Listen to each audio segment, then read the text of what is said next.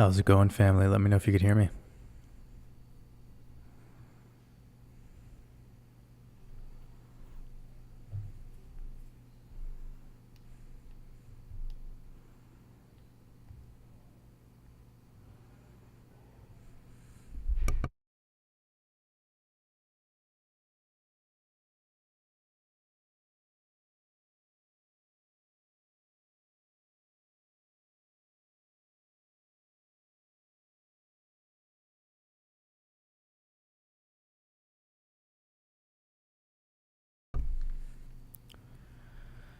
I'll go back to the beginning of this chat. Got about 150 people with us. Hoping you're all having a beautiful, beautiful weekend. Welcome to the Saturday live stream.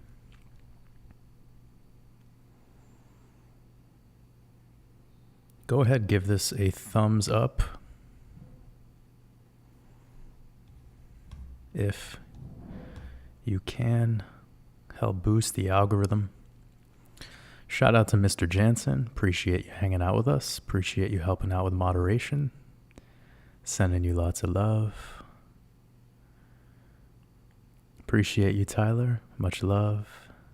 Carrie, Kaiza, 8path, Truth.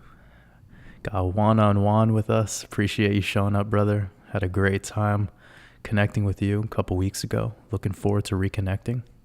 Feel like we have a lot more to get into. A lot more homunculus speak. Got Nathaniel, Matt, appreciate you. Susie, that's a really great, really generous super chat. Really appreciate you, Susie. Said just started on the expansion mastermind course. Definitely recommend. Thank you, Jordan. You've helped me more than you will ever know. Well, that really means the world to me. It was great chatting with you the other day on our call. It means the world to me to have your continued support, purchasing the expansion mastermind. I poured my heart and soul into that, so let all of it reverberate throughout the realm. It means so much to me. Got Phoenix Transcendence with us. Much love. Susie, another. Appreciate you. Sending you lots of love. Marissa, appreciate you helping out with moderation today. Hope you're doing amazing. Okay, let's get back to the visuals. Got some really amazing visuals today. Got about 250 people. Sorry if there's any outside noise. Got a dog out there. It's probably a small dog because it's very yappy. You know what they say? Small dogs, big mouths. Small people, big threats. It's probably what happens to people when they pass on the reincarnation cycle. If you were like a class A Karen, you probably just get recycled into like a Chihuahua. Right? You guys know what I'm talking about? It'd be like a textbook Karen. Yeah, right here. That. Oh, here it is. Oh, it's got a full-blown fucking definition for this shit. Look at that. All right. Now let's pull up a Chihuahua. I don't know if I spelled this right. Who knows? Did I spell it right? Wow. Look at me go.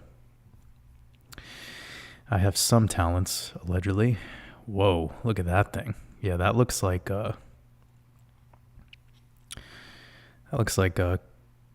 Prince Philip, right? Did I get the name right? Yeah. Pindar. Yeah, look at that. He was reincarnated as a This guy looks fucked. Yeah, that's him. That's Prince Philip as a Chihuahua right there. Boom. Wow. This guy's really... Woo! Not enough adrenochrome to keep him going, eh? I could see the slitted eyes, too. No, like... Just look yourself in the mirror, and I want you to look at your pupil, okay? Now look at this. This isn't a hard-to-find picture. I just quickly Googled Prince Philip. And you could see his eye, his pupil. Let's look at a normal eye.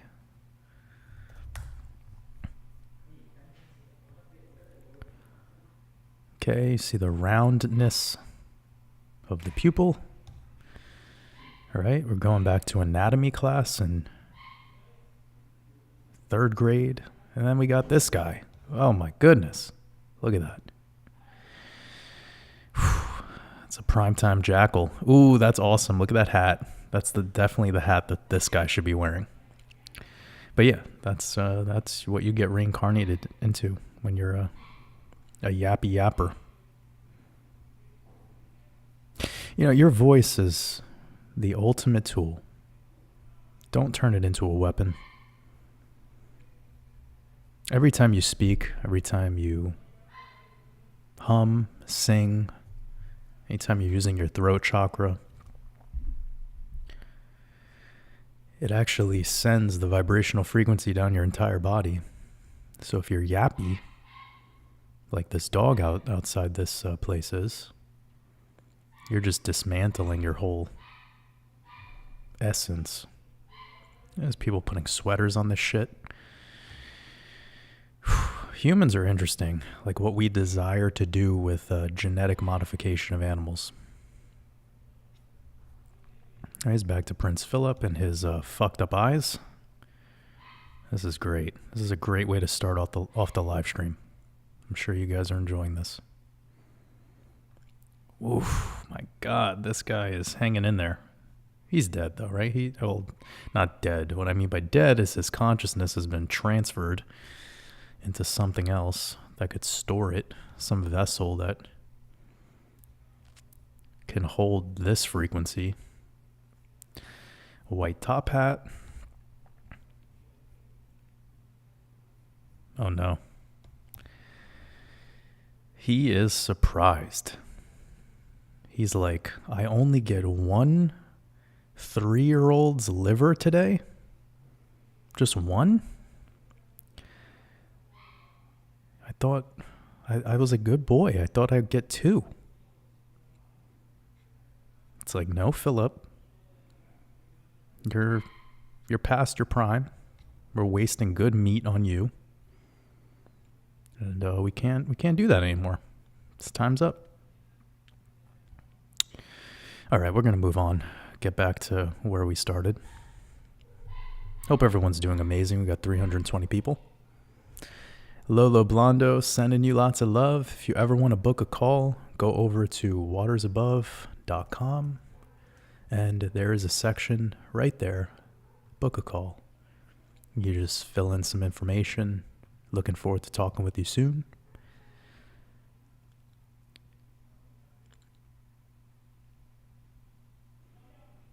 Mr. Jansen, spreading all the love. It's amazing. I love it.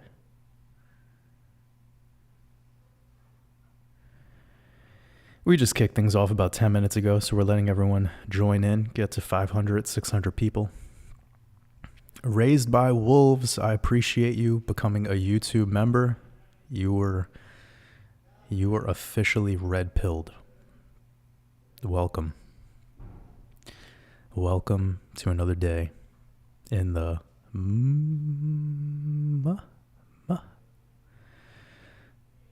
I bet you said it right.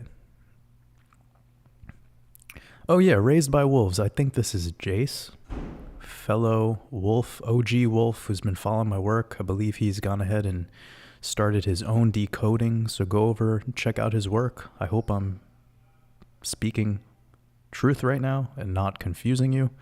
But anyways, much love. Cordy G, sending you lots of love. We got Dustin with us. Amazing.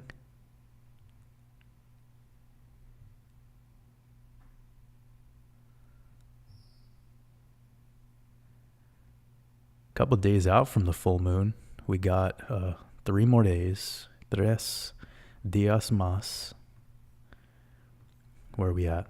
Where are we at with today? I haven't actually looked Everyone's like, oh, the market went down yesterday. And I'm like, well, it was the 3 day in the 303 days left in the year. 49 date numerology, which is 7 times 7, and 13 standard date numerology. Lucky 13. But anyone who knows how to decode knows how this game works. And did anyone see that buyback on XRP? Mamma mia. Talk about a wick. Wick lives matter. I should get a shirt that says that. Like, it kind of looks like a Black Lives Matter t-shirt, but it says Wicks Lives Matter. And it just has a picture of David Schwartz wearing a yarmulke. And he's also wearing a shirt with I'm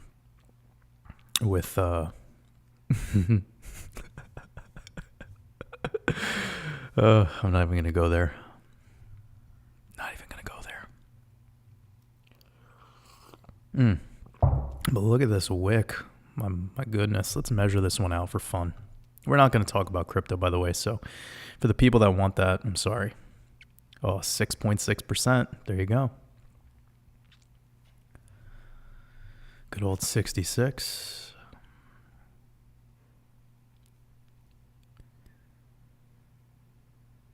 I'm just looking at the chat right now.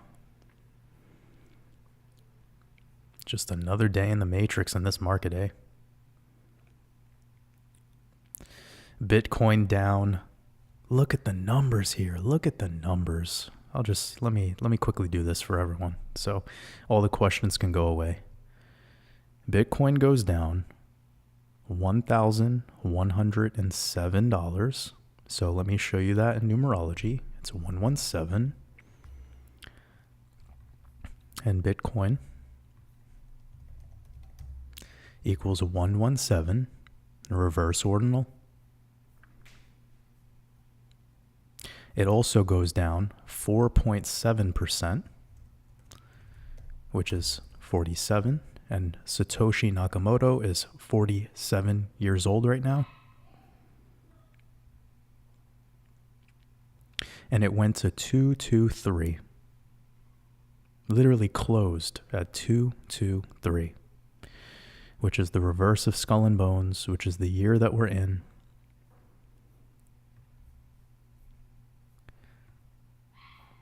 Let me look at total market cap, because I'm probably going to get some numbers there too.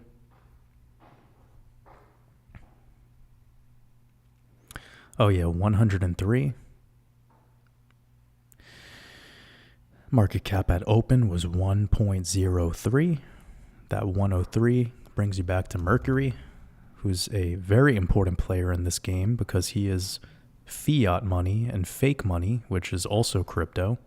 And that 23 tied back to Bitcoin in the same cipher. Mercury, Hermes, the prince of the power of the air, money created out of thin air.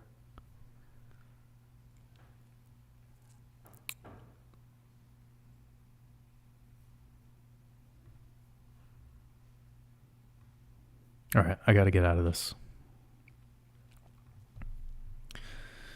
Now you're going to get sucked through a portal. Got Ohio in the house. Netherlands in the house.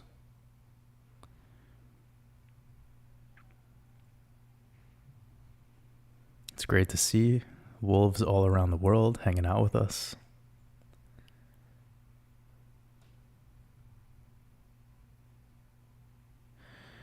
Charlene says, Jordan, I'm so excited. I've started the Expansion Mastermind Course. I'm on the journey and I'm loving it. That means so much to me.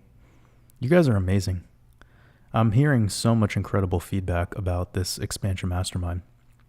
So for those that are wondering, my website, WatersAbove.com, and it's right here. You'll see Expansion Mastermind. It's my first non-cryptocurrency course, and it is pretty much a coaching course where I designed it to feel like you're working directly with me. So it's very interactive. It has accountability tasks, has a ton of content in it, 73 videos. And if you go over to the website, you'll be able to see this overview, which will tell you the names and titles of all the videos, all the course videos. A lot of people have been utilizing this chapter 7, Heal Thyself, because it talks a lot about food, but really just mostly about consumption and the ideal way to consume and how to become effectively hydrated, which pretty much cures everything. But goes into detoxification and fasting. That's the core subject on that. Skill mastery. For those of you that are looking to take whatever it is you're passionate about, whatever is your purpose to the next level, that's exactly what that chapter is designed for. All the tips and tricks and strategies, really. You know, we live in an information age and there's too much of it. Too much. And I preach quite often that it's important that we stop filling our minds with more information and we learn how to actually access and utilize the information we already have. That's the purpose of that Expansion Mastermind course, is to help people become self-reliant, but ultimately how to see clearer into the things that you're already excited about, the things that feel as if you're serving your purpose, the things that bring you bliss, and to focus on doing those things. Because when you get to this information age, everything is about shiny object syndrome, about, no, this is the way, no, this is the way, no, this is the way, and it's just never ending. People don't take much away from that, because what they do is they start to doubt the thing that they learned last, and they doubt it before they even try it. And it's easy, right? Because you can go on YouTube and you could open up 15 videos on something. You're learning from 15 different people. And it's like, what is the truth? My whole methodology is not to tell you that I have the truth. It's to say that you have your truth, and you always have. Now let's clean the water so that you could actually see clearly into what that truth is, and you could live from that truth rather than endlessly searching for some guru or some person that has the secret. There is no externalized truths. It's all within you. There's no externalized answers. It's all within you. This is it. And this is why some people, when they do that expansion mastermind, after going through 1 or 2 chapters, they're instantly transforming, because it's on them now, and I make it on you. Very tough about it. I made it like a coaching course, so I'm very direct. Some of the information in it might be very tough, you know, for the first time listener. But uncomfortability makes you change. Staying comfortable and staying agreeable is going to keep you locked in. I'm just looking at some of the chat right now.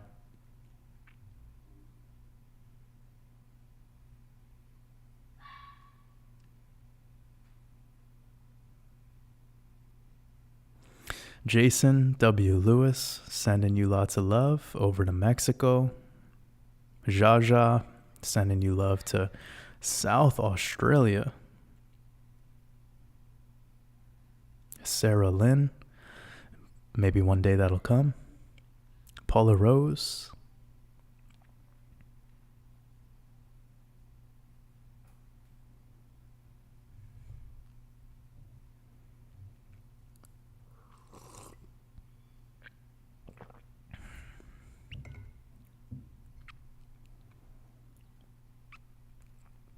Also appreciate anyone who has come over to the work since the Crypto Coffee interview that I just did. I also just did an interview with Open Your Reality, Chad. It was awesome. I think he'll be posting that later today. So if anyone from his community is coming over, appreciate you. And me and Archaics are going to be getting together very soon. So shout out to Jason. Shout out to everyone, man. I've been communicating with a lot of people lately.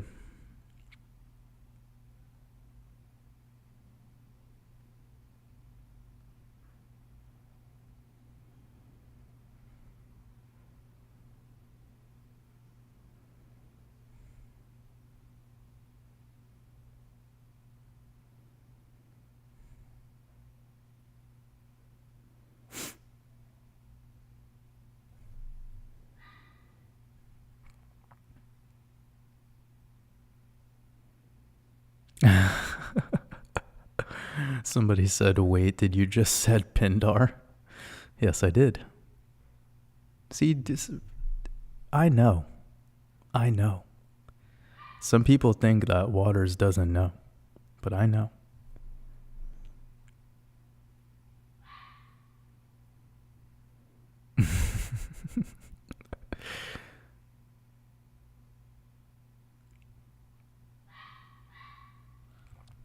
Yeah, speaking of drinking water, got myself some coconut water here.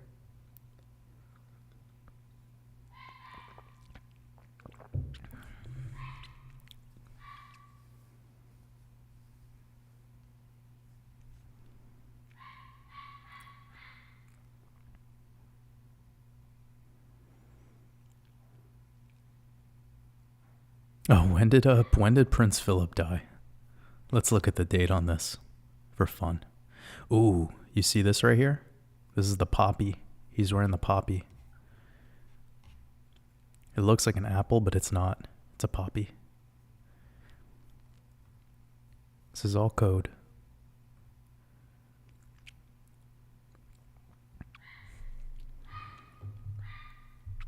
Nine 4/2021.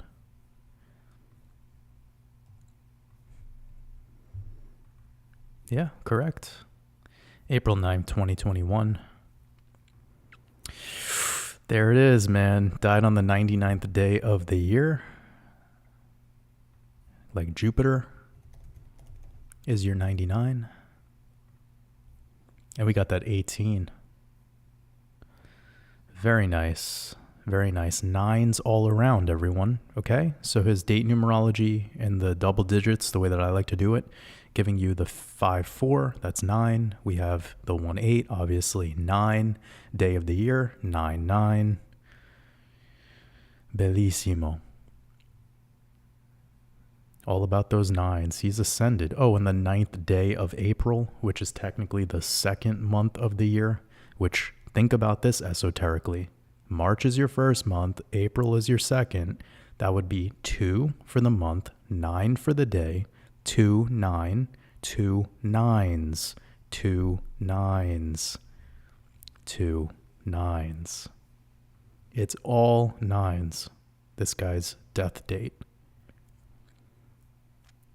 Beautiful. You really can't make this up. Let me see his birthday. 2/6/52. 2/6. Oh, God. He literally died at 69. Whoa. Yeah, that's wild. This guy has so many nines in his code. Literally, 6-9 is just 9 and 6 mirrored upside down. It's the same number. Of course, I'm speaking of the symbology. Wow, he's born on 79 date numerology. That's 79th element is gold. 22nd prime. 12th prime on the day of birth. Wow. This guy really had a life, didn't he? They really pulled the plug on him at the right time to get these numbers to align.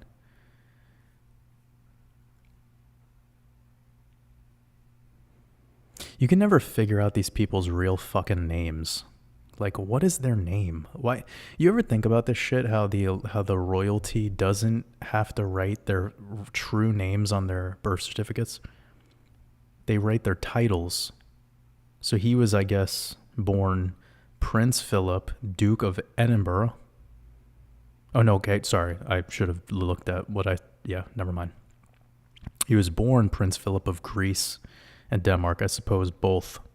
How do you get to be both? Like, they're not even near each other. What is this? How? They don't have regular names. They don't need passports. They can just do whatever they want. This is crazy.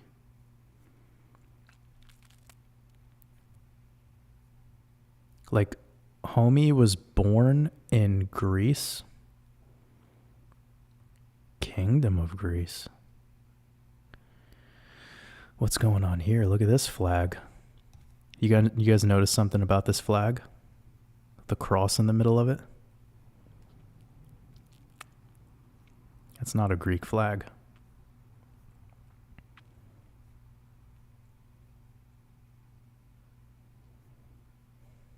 That is a Scandinavian. This is a Scandinavian interpretation. Parasite. Oh, nice. Look at this. You got some cavemen wearing lions' pelts as their undies.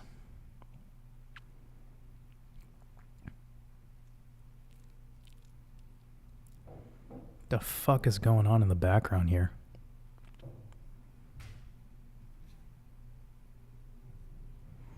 Oh no, is that Daddy Jesus at the bottom? Look at how bad they made this. Look at him. Caesar Borgia. Got some blue lions. Got some rams. Got a polar bear. Nice golden dragon. A couple stallions, a goose. Right there is your wine glass full of blood. Very, very, very cool. Royal blue, royalty. And you got the... Yeah. Oh, no, don't want to look at this. Where was I at? Prince Philip.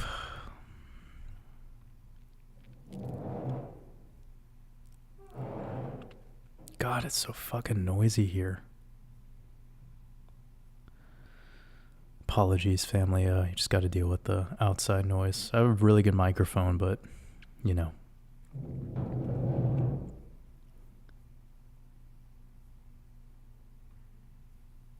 Oh, look at this. Lizard couple. Very cool.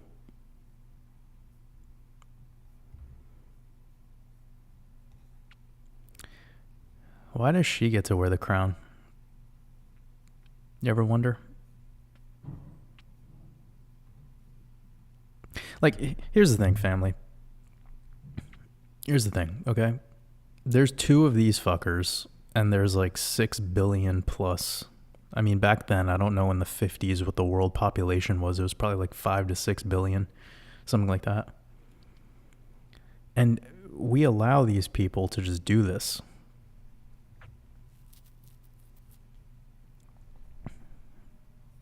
Like, why? Why do we allow this? Because human consciousness is in a slumber. It is taking a nap, and it will wake up maybe because of beings like you being ruthless and speaking your truths to every single being that crosses paths with you.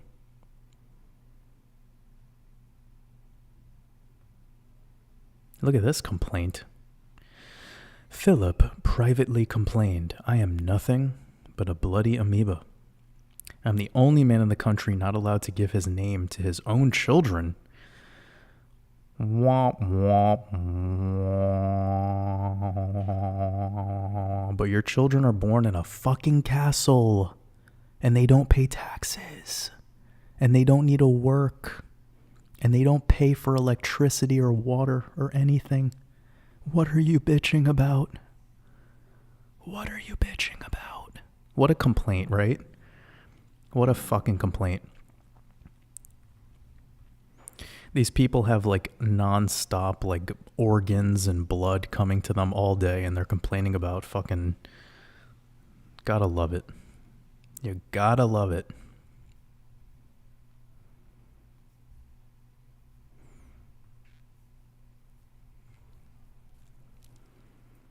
Must be a tough life. Cool hat. Very cool hat.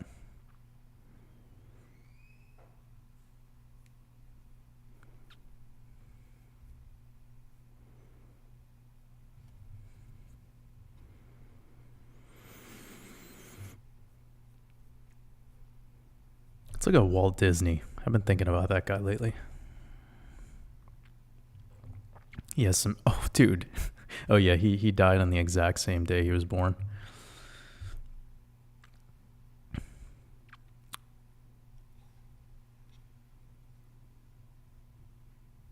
Good old Walt. Uncle Walt. Salty Walty.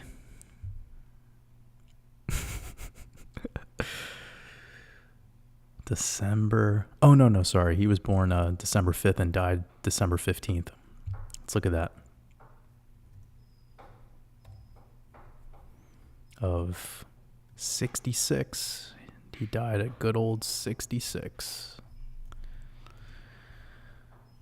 Oh, 102 date numerology, mirror of 201, like event 201, like agenda 21.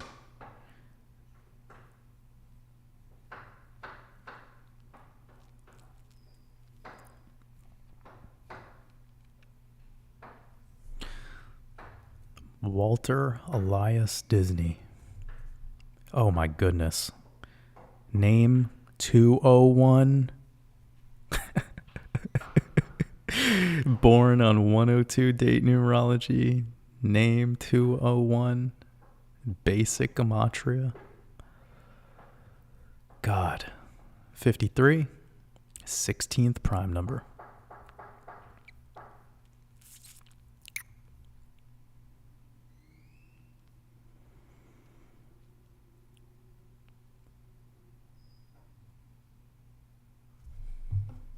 All right, let me get to this. Got a super chat from Haramau Player. I appreciate your support, sending you lots of love. You said walk us. Structuring water to become millionaire? What? Apologies, but I don't really know what you're asking. You said walk us structuring water to become millionaire. I don't know what you mean. I'm sorry, Haramau Player. I really appreciate your support. I just don't have any idea of what you're asking. But if you can rewrite your question and one of the mods can point it out, I'll definitely get back to you. Appreciate your support. Got Croatia in the house. Gonzo, I appreciate you, brother. Hope you're having a beautiful, beautiful day.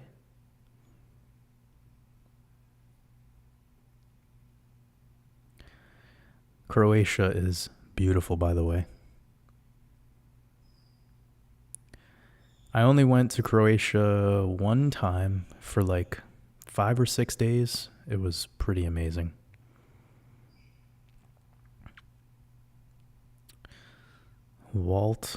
Salty Walter Disney.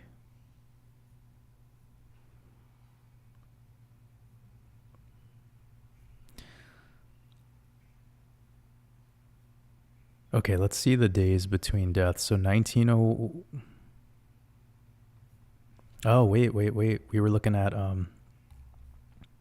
Actually, you know what? I really don't care. I really don't even care, to be honest. Like, I feel like I'm wasting my time. Let's get back to the chat. The chat's more fun.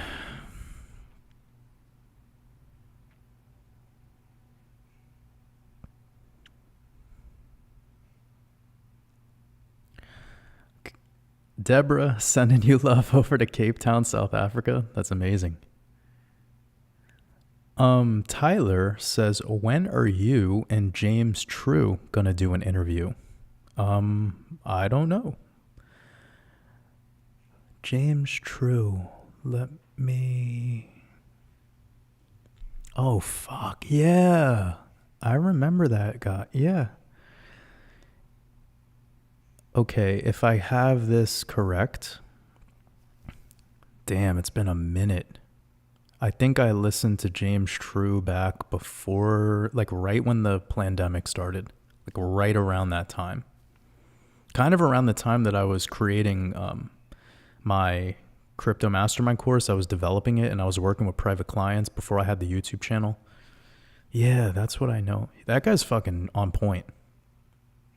I remember him being like on point.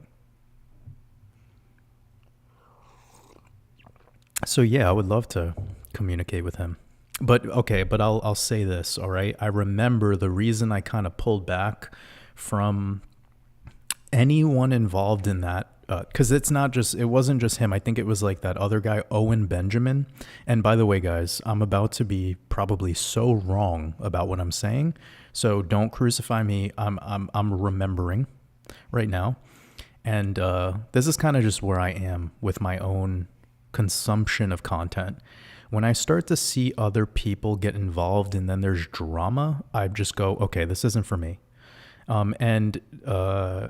Again, I could be wrong about this, but I remember there just being all this like drama between Owen Benjamin and James True and like a couple other people, and they all just started being like so like fucking children towards each other. And I don't think James was causing this as much. And again, I really don't know.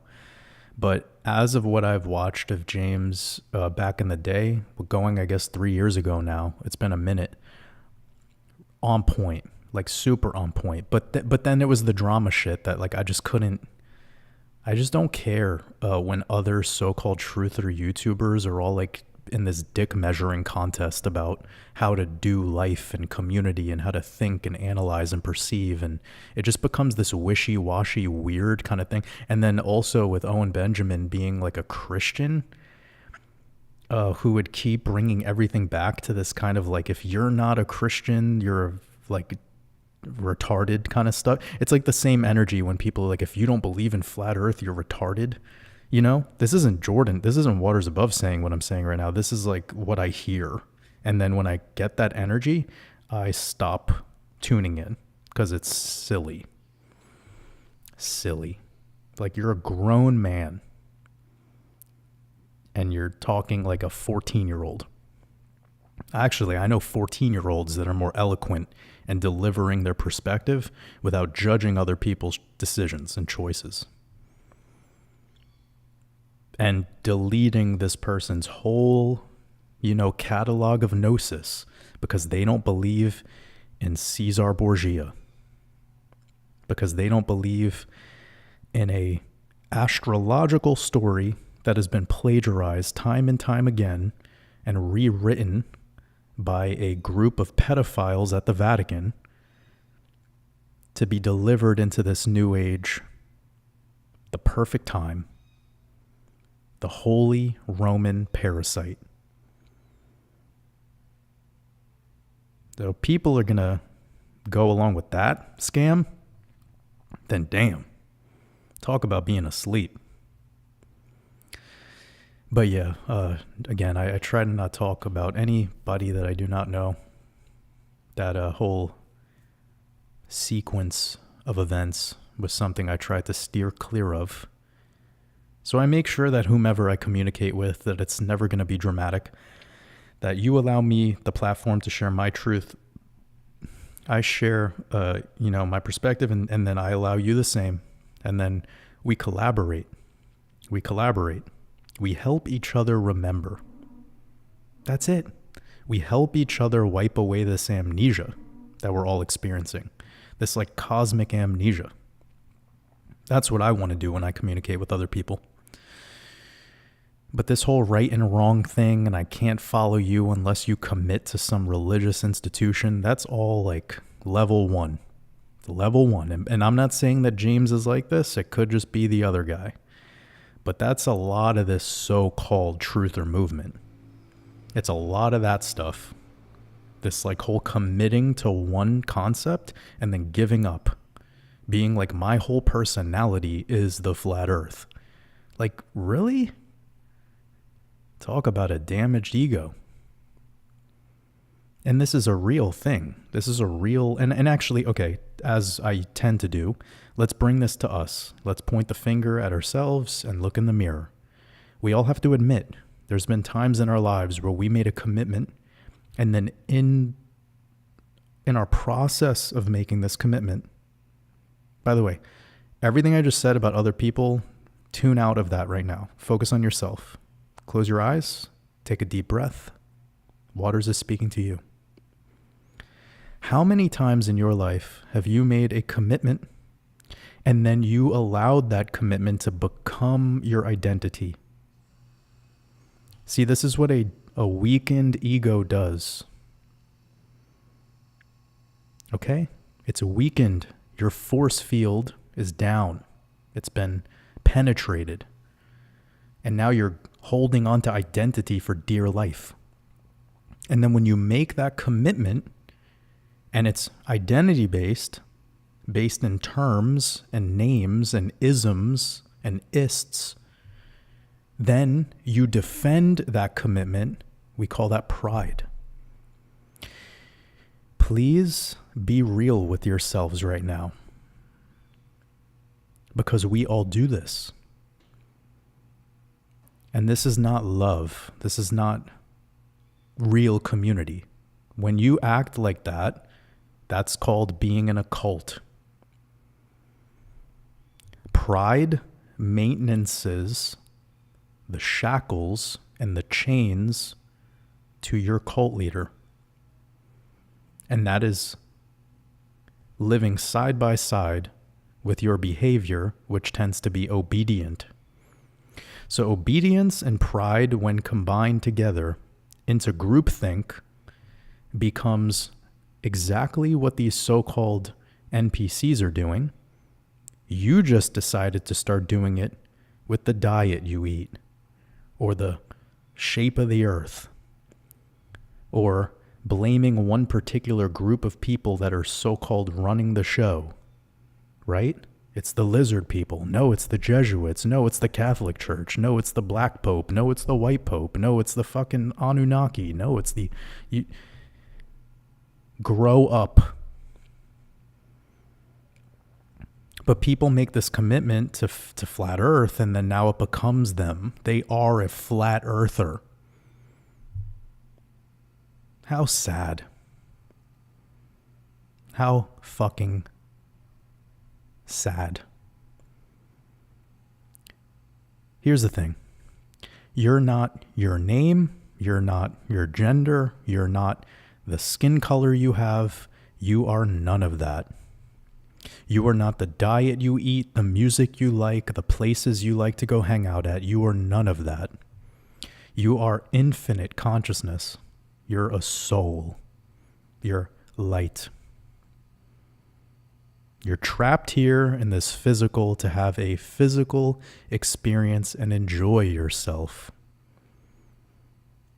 but not to be enslaved by some sort of identity consciousness. And to go even deeper, an identity that is enslaved by groupthink. Just be real with yourselves. I've done it. I know I've done it. I can admit. And I've gotten comfortable with admitting. Done it many times. I've been there. Trust me. You don't have to admit to me. You don't have to admit to anyone. You only have to admit to yourself. Your higher self is always listening. So check in with that. Check in with your ego. Remember, your ego is your co-pilot. Okay? We're co-pilot.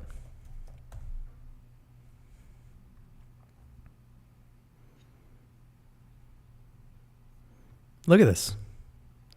You got the pilot, co-pilot, ego, soul. Well, actually, let's go deeper here. This whole cockpit is the soul. Ego is a part of that soul. You, higher mind, higher self.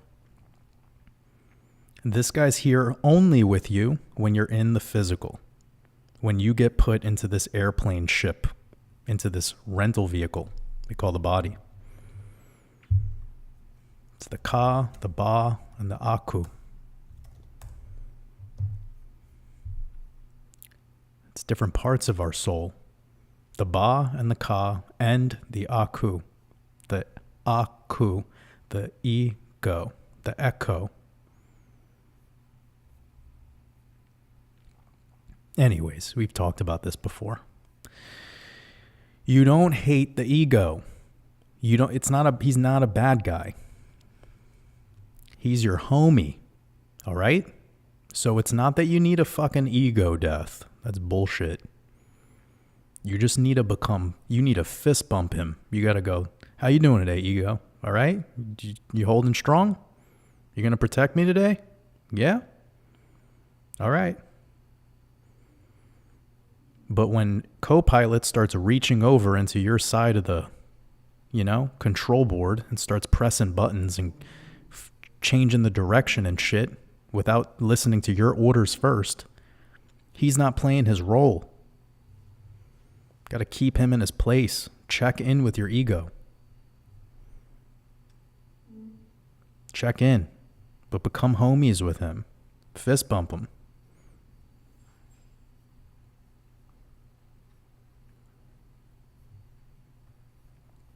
Because you're here.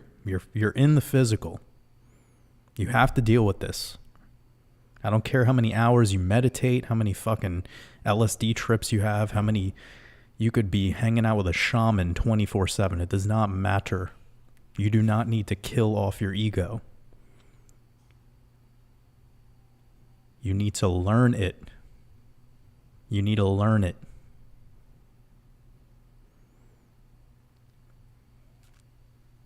Most people can't learn something unless they examine it. The examining process requires you to become uncomfortable with letting go of your pride and your desire to control every little thing about everything and think that your way is the right way.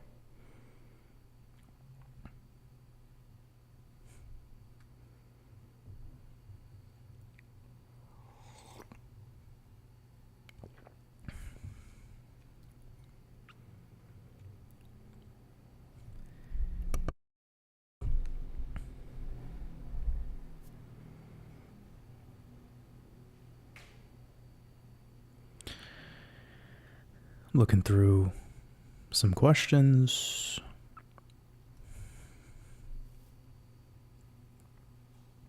Lolo Blondo, when it comes to posture while eating, it's more ideal to be in a squatting position, although that's quite difficult for most people unless they were learning how to be in a squatting position in the earlier years of life when their bones were a little bit more flexible, when their joints were a little bit more willing.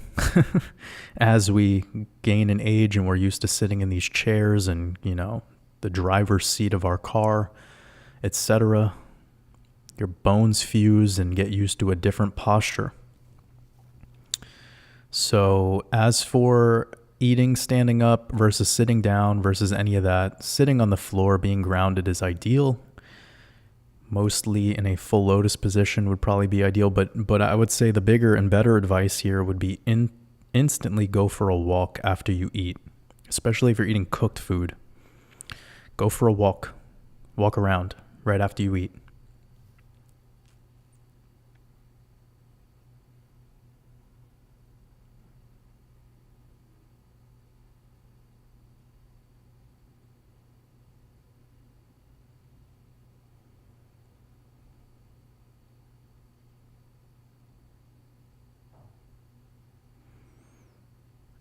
Sunswept, I love you too.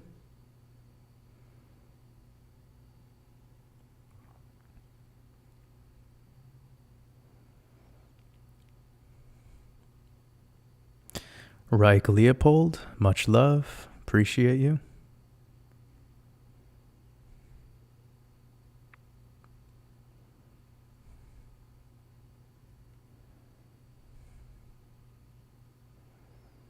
Nah, we're protected today.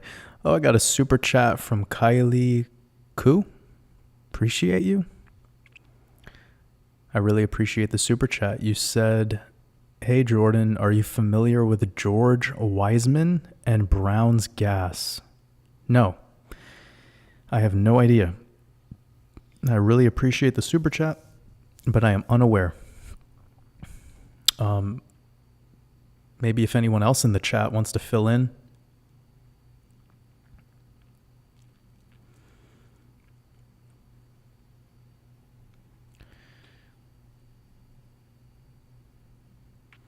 Marie D said, do you ever answer questions in the chat? Last couple times you didn't. Yeah, I usually try my best to, but I'm outnumbered. I get thousands of messages inside of this chat. I'm doing my best. But I appreciate you hanging out with us, Marie. I mean, usually what I see is people who are YouTube members because their name is highlighted. I see people who do super chats, so I appreciate anyone's support. But having the questions in all capitals has made things a lot easier for me. So if you guys would like any questions in capitals, would be preferred. Kim, I appreciate the shout out and much love. Juan on Juan podcast was absolutely dope.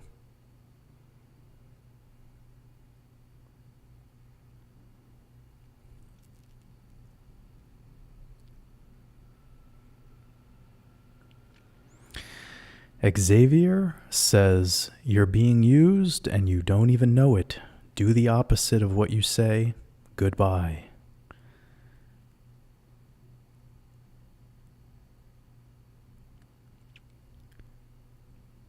It sounds like you need a hug.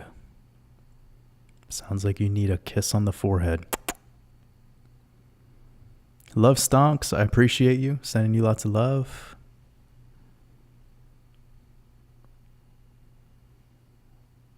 Got Ecuador in the house. Pamela Swan, it's great to have you with us. Hope you're doing well.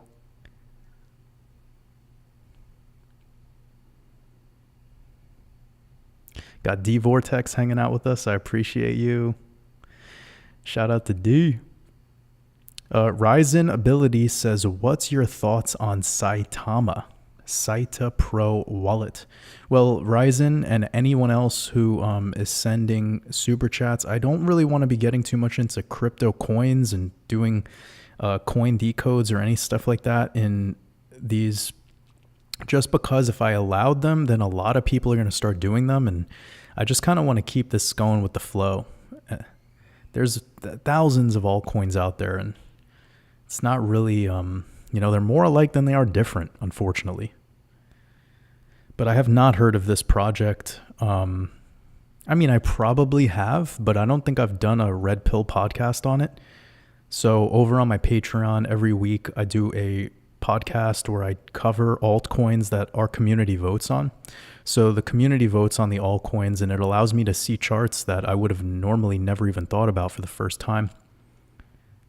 And I try my best to save any charts that I've done in the past. That way, if I revisit a coin, I have the data.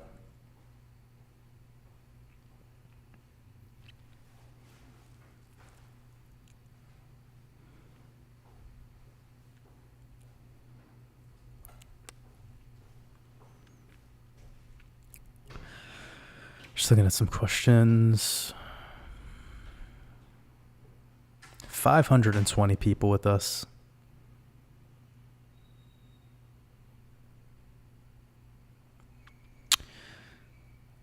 Xavier.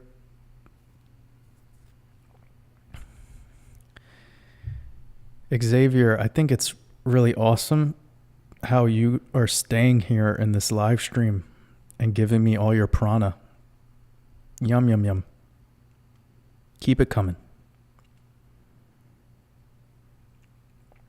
Everything that you do not like about me, you secretly love. And you're working through that. I could tell.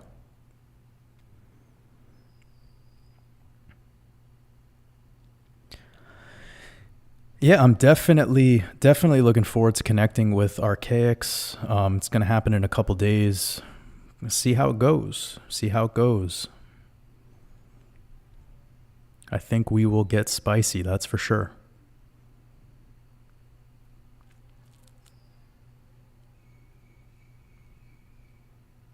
Crypto Wolf, I appreciate the super chat, sending you lots of love. You said, hey, Jordan and the Wolf Pack. Hope you're all having an amazing Saturnday. I feel blessed to be part of this community. It's great to have you here with us. Much love. Really appreciate your super chat. Appreciate your support. Brianna's asking about Shivambu. So Shivambu is also called Orin therapy or urine therapy. It is when you consume your own waters, which is not a waste product. And it is probably the go-to as a last resort if you start to have some serious health issues or dis-ease. It's something that I was very candid about in my expansion mastermind course that I do not practice personally, but it is something that I did talk about in that Heal Thyself chapter because I know it works because I've seen it work in so many people. And I've read a couple of the texts that have been translated from ancient practices of it, ancient applications of it. So it's very powerful. And for those people that are having a lot of trouble with chronic inflammation, with pain, regenerating after accidents they've had, sometimes broken bones, etc. I mean, it's been a game changer for them to heal their own body. And it's free. There's no doctor involved. There's no fucking medical bills and insurance companies and, so my personal methodology is to just get very hydrated on properly consuming the right foods and not overeating foods that dehydrate me, simultaneously with dry fasting. That's my method. That's helped me a lot in life.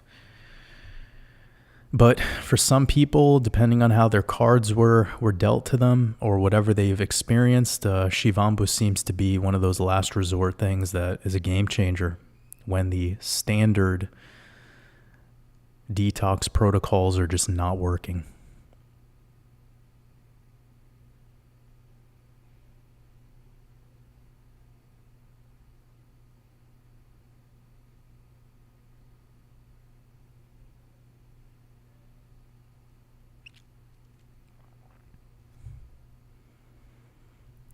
Pamela Swan, much love to you in Virginia. Beautiful state.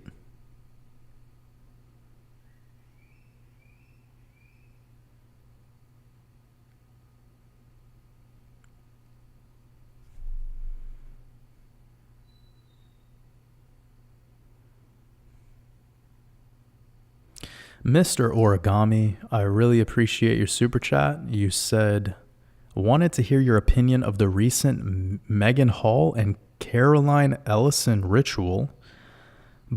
Both were involved in polyamory. Why the apex predator pushing it? I also don't know anything about this. I mean, guys, remember, I am Patrick Starr. I live under a rock, so you're going to have to sometimes just... All right, anyways, that's me. Stoned Patrick.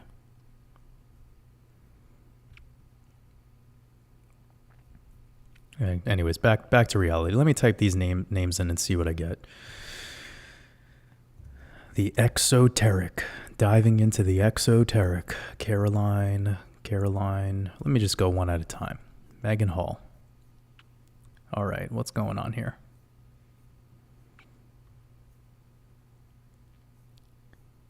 Sexually groomed. It's a hell of a...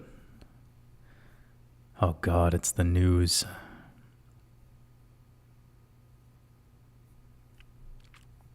Okay, is this it? On December 28th, 2022. Wait, this was not recent. Alan dismissal Megan Hall, who was fired for having multiple relationships with her fellow what's wrong with that? She's trying to get get busy. You got to do what you got to do. As per the New York Post, Megan Hall was married to state park ranger Jedediah. What the fuck? Homie's like one of those, what are they called? The Amish. It's like an Amish name, Jedediah.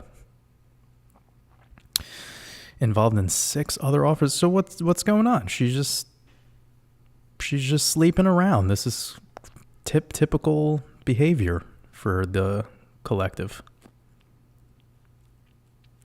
It happens, right? Let me try typing in the other name. I appreciate your support, but yeah, this isn't my demo. I don't know anything about what's going on in the mainstream. Caroline Ellison is America former business executive and quantitative research. Oh, was this the one that like was with what's her name? Oh, goodness gracious. This looks like a 13-year-old. Wasn't what was his name? What's his name? The guy from FTX. He was with her, right? Sam Bankman-Fried. It's been a minute since I've had to say that guy's name.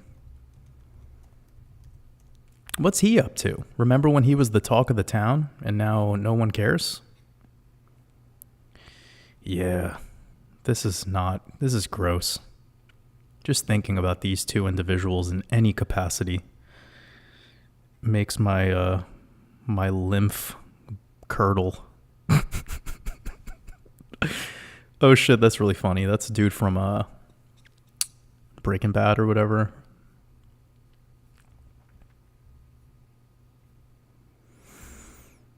All right, I gotta admit, I have no idea what your question's about. But then you're talking about polyamory, so let me just put this up for people who are unaware of, and we'll just go from here, because I think that's your question and where the utility is. Whoa, it gets its own flag? What? What is up with humans and their fucking flags? Can we grow up? As the pi symbol? Oh, God. Whoa. Humans love flags. Okay, I'm sure everyone knows about this, right? But for those of you that might be from other countries and you're not speaking English as your first language, polyamory is a practice or desire of romantic relationships with more than one partner at the same time. So it's just you have multiple partners. This is an interesting topic to talk about. This is interesting. What I think it is a lot of people are not being fulfilled by their partner, probably sexually, so they need that taken care of. And I know we're all adults here and we could just be direct about it, but the whole sex thing is very important, sadly. I know it seems low vibrational, but that it kind of matters. If you don't align on that, then a lot of the other things you have going for you guys sort of get wiped away. And again, it's sad because it's like consciousness and the spiritual connection and all the other things should be paramount. And when it comes to the problems with the partner sexually, you should be able to be open and talk with them about that and work through it. I think that should be the methodology here. But most people just are too ashamed and traumatized. There's stuff that goes back to childhood that gets in the way. It's a multifaceted thing to speak on. So I know I trigger people naturally, but I don't want to get into the triggering of where people would stand on a personal level with some of this stuff, because a lot of the time there's just a better option out there. And getting into this is like your way of doing it safely without all the stigmas. I don't even know how to put it. Like open relationships. Some people are down for that. The way I feel personally is one is enough. Goodness gracious. Can't one just be enough?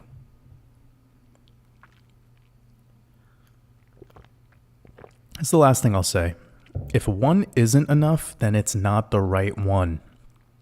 Okay? Say this again. If a one is not enough, if one is not enough, then it is not the right one. I think Jesus said that in one of the Gospels.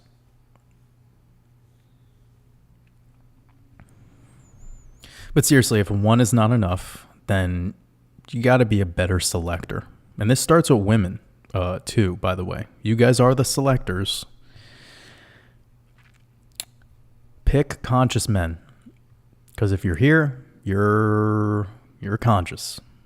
If you've made it this far, your pineal gland is tingling. So pick the right prize.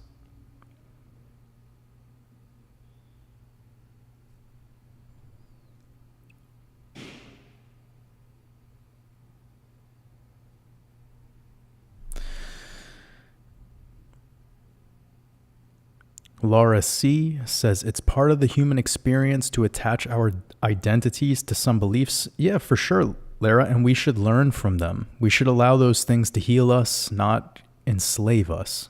That's really the point. And that's why honoring the ego for what it really is a gateway towards this healthier relationship with the identity that you are naturally kind of portraying. Because here's the other thing. You can decide all day what you think your identity is, but that doesn't mean that everyone else outside of you feels the same. That's just the world we're in.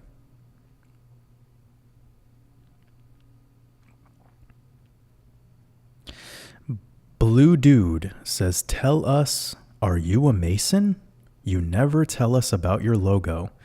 Well, if you've never heard about my logo, it's probably because you haven't ever heard me talk about it. But I have talked about it. It's maybe, 20 times? Somebody want to fill them in? This happens all the time, though, where like people are like, you've never talked about this. It's like, okay, this is like my 90th live stream. Some of them are 4 hours long. Have you listened to every minute of every one of them? Probably not. I've talked about my logo many times. But you want to know if I'm a Mason? Will that make you, what will that do for you? What will that do for you? Will that make you not like me anymore? Or will that make you like me more? Or will that make you, well, now, what happens? What happens then? Does everything I've ever said become...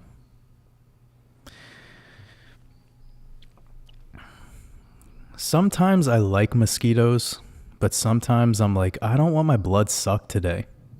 Like, I know you're a test, but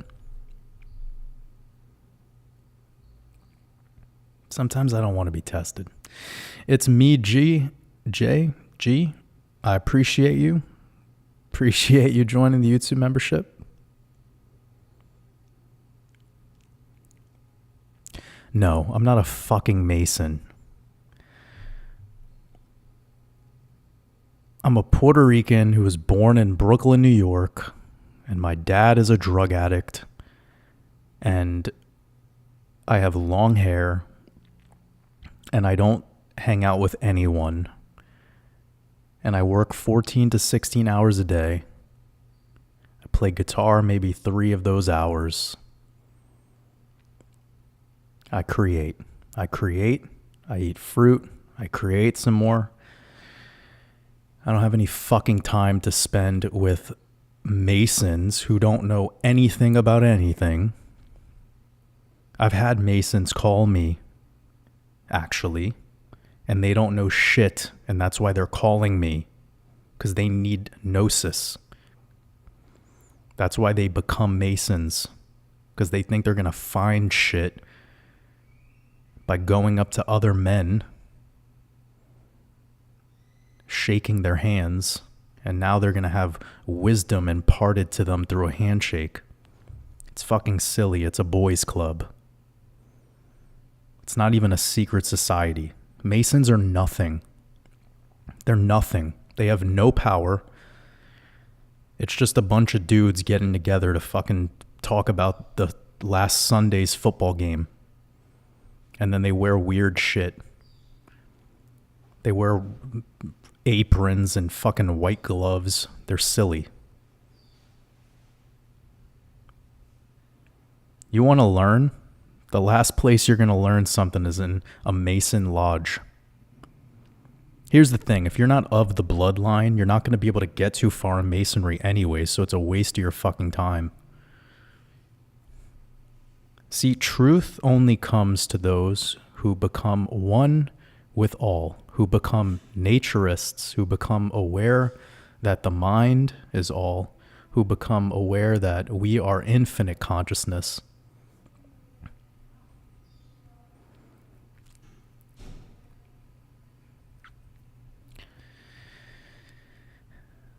Masonry is for people who think they could join a club and learn some shit. It's like high school. It's like school. Nothing happens. You waste your time. You communicate with some people. You make a couple friends. You shake a couple hands. That's all these guys are doing.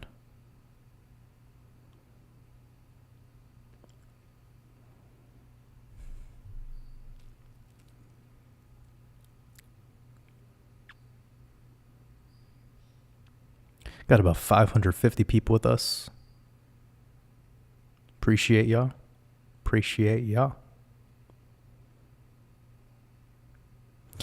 Decode your reality. Sending you a lot of love. Appreciate you.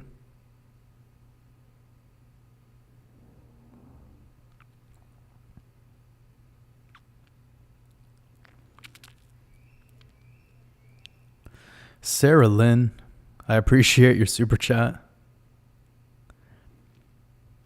You said, question from my sis, Jamie. Shout out to Jamie.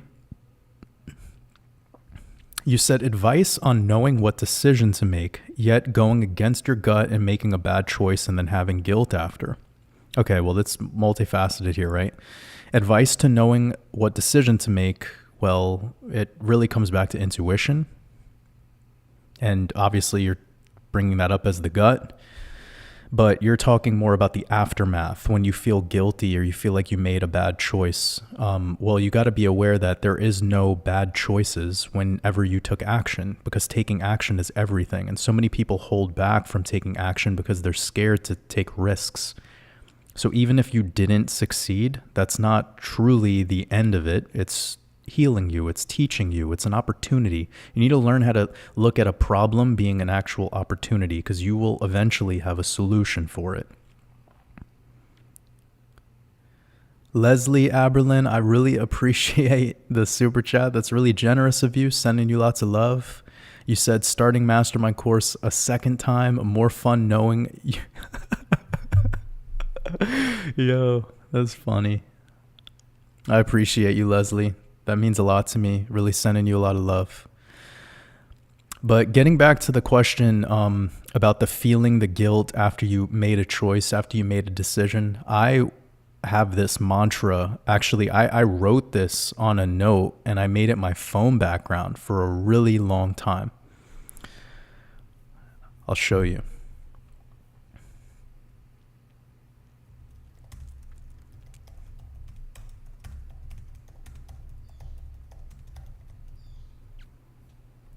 So I just wrote this and I made it my phone background. I said, my mistakes are my greatest choices. And you could even replace this. You could say, my mistakes are my greatest decisions.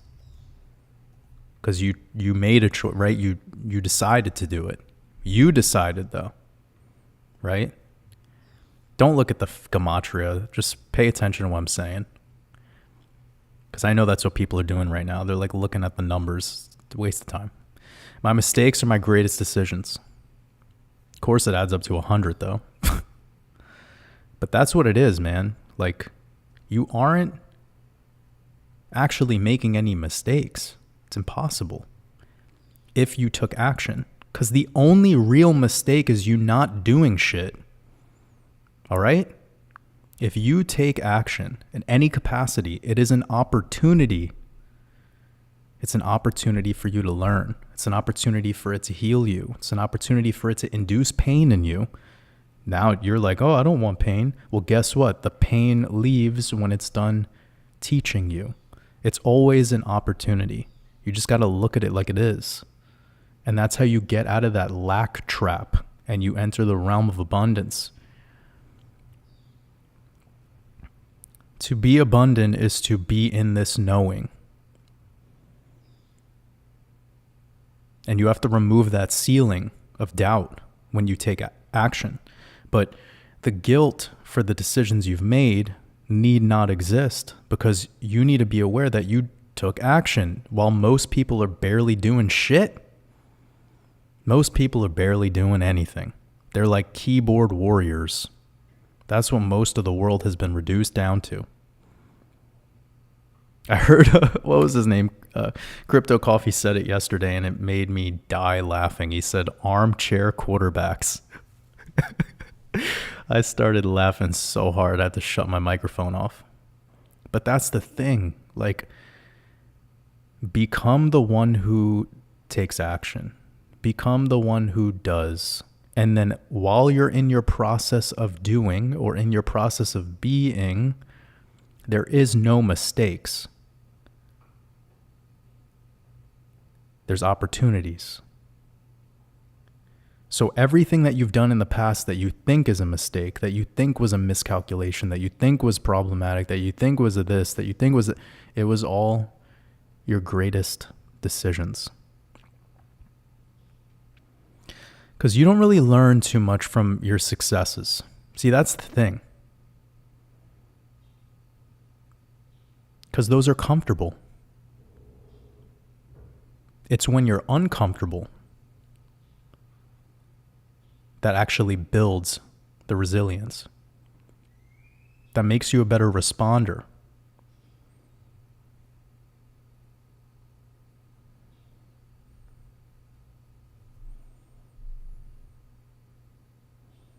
Sean Fullen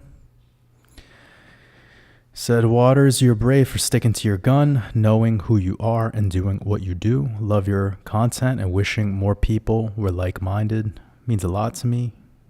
Sending you a lot of love. Jordan Matson, sending you a lot of love.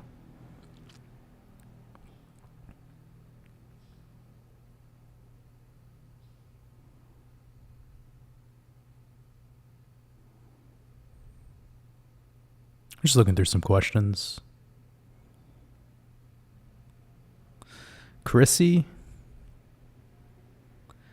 appreciate your super chat. You said, hi Waters, so glad to catch a live. I want to thank you for your videos. I got a few. Quid, banking on the Chiefs. Oh, well, I'm glad that went your way. I had a lot of fun actually with that decode, even though I don't watch sports. It's crazy, like ever since I made that decode, like everyone wants me to start decoding sports, and that's just not my, it's not my demo. I didn't want to really decode that game to make it a prediction. I wanted to decode that game as a decoder so I could give people, the strategy of how I decode. And then now you can take that strategy and you could apply it to the teams that you want to decode. Like, this is my goal, family. Like, I'm trying to make people self-reliant. I'm exposing it all. Like, it's not like really,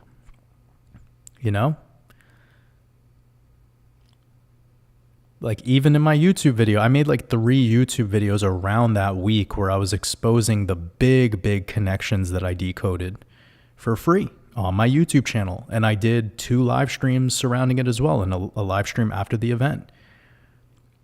So yeah, it went our way, but what I thought was even more cool than the Chiefs winning was how the decode prepared, like how I prepped the decode, how I presented it, and having those big, profound connections like Doug Williams tied to the Redskins, which again was also tied to race, as the apex predator loves to do, to make everything about identity. Anywho, I'm sure a lot of you have seen it. It was fun, but The strategy and the techniques of the decoding was revealed in that. Now you could have fun, use it for whatever sport you like. I probably won't be decoding many sporting events moving forward just because I think there's more important shit. Like, there's just so much more important stuff to focus on and for me to create. Miguel, happy birthday to your daughter. Teller Waters Above says, wishing you an amazing weekend in the Matrix.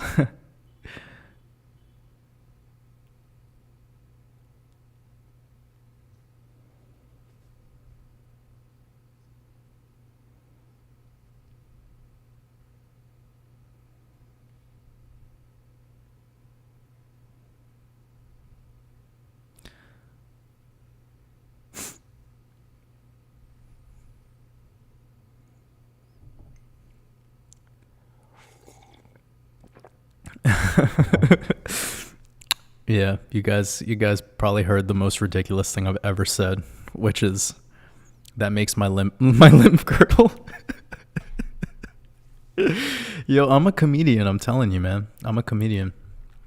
I let it go a couple times, like here and there. Little boop boop.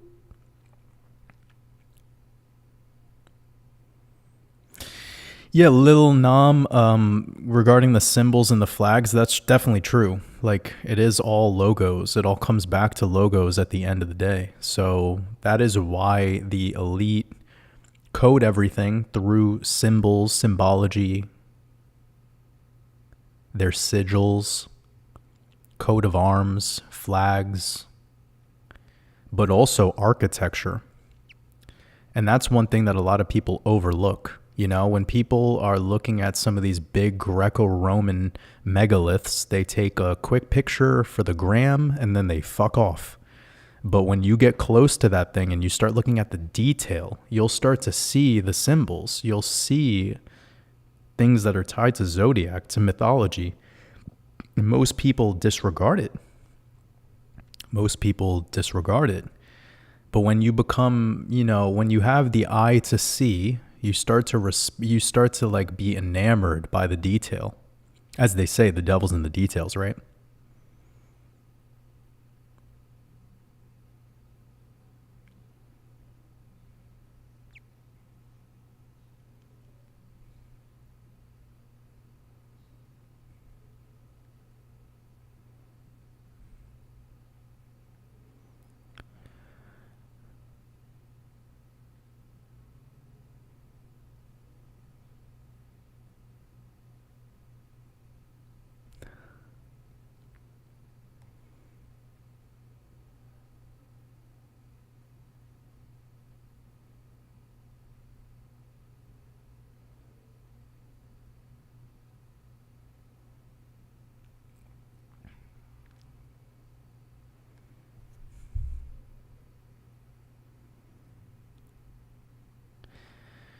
A couple of people are responding back to when we were talking about polyamory.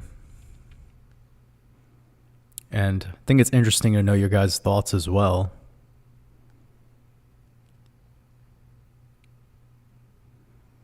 And I also agree. When I was saying if one is not enough, then you pick the wrong one, right? But it's also there's you. But that, again, comes back to the one who makes the choice, right?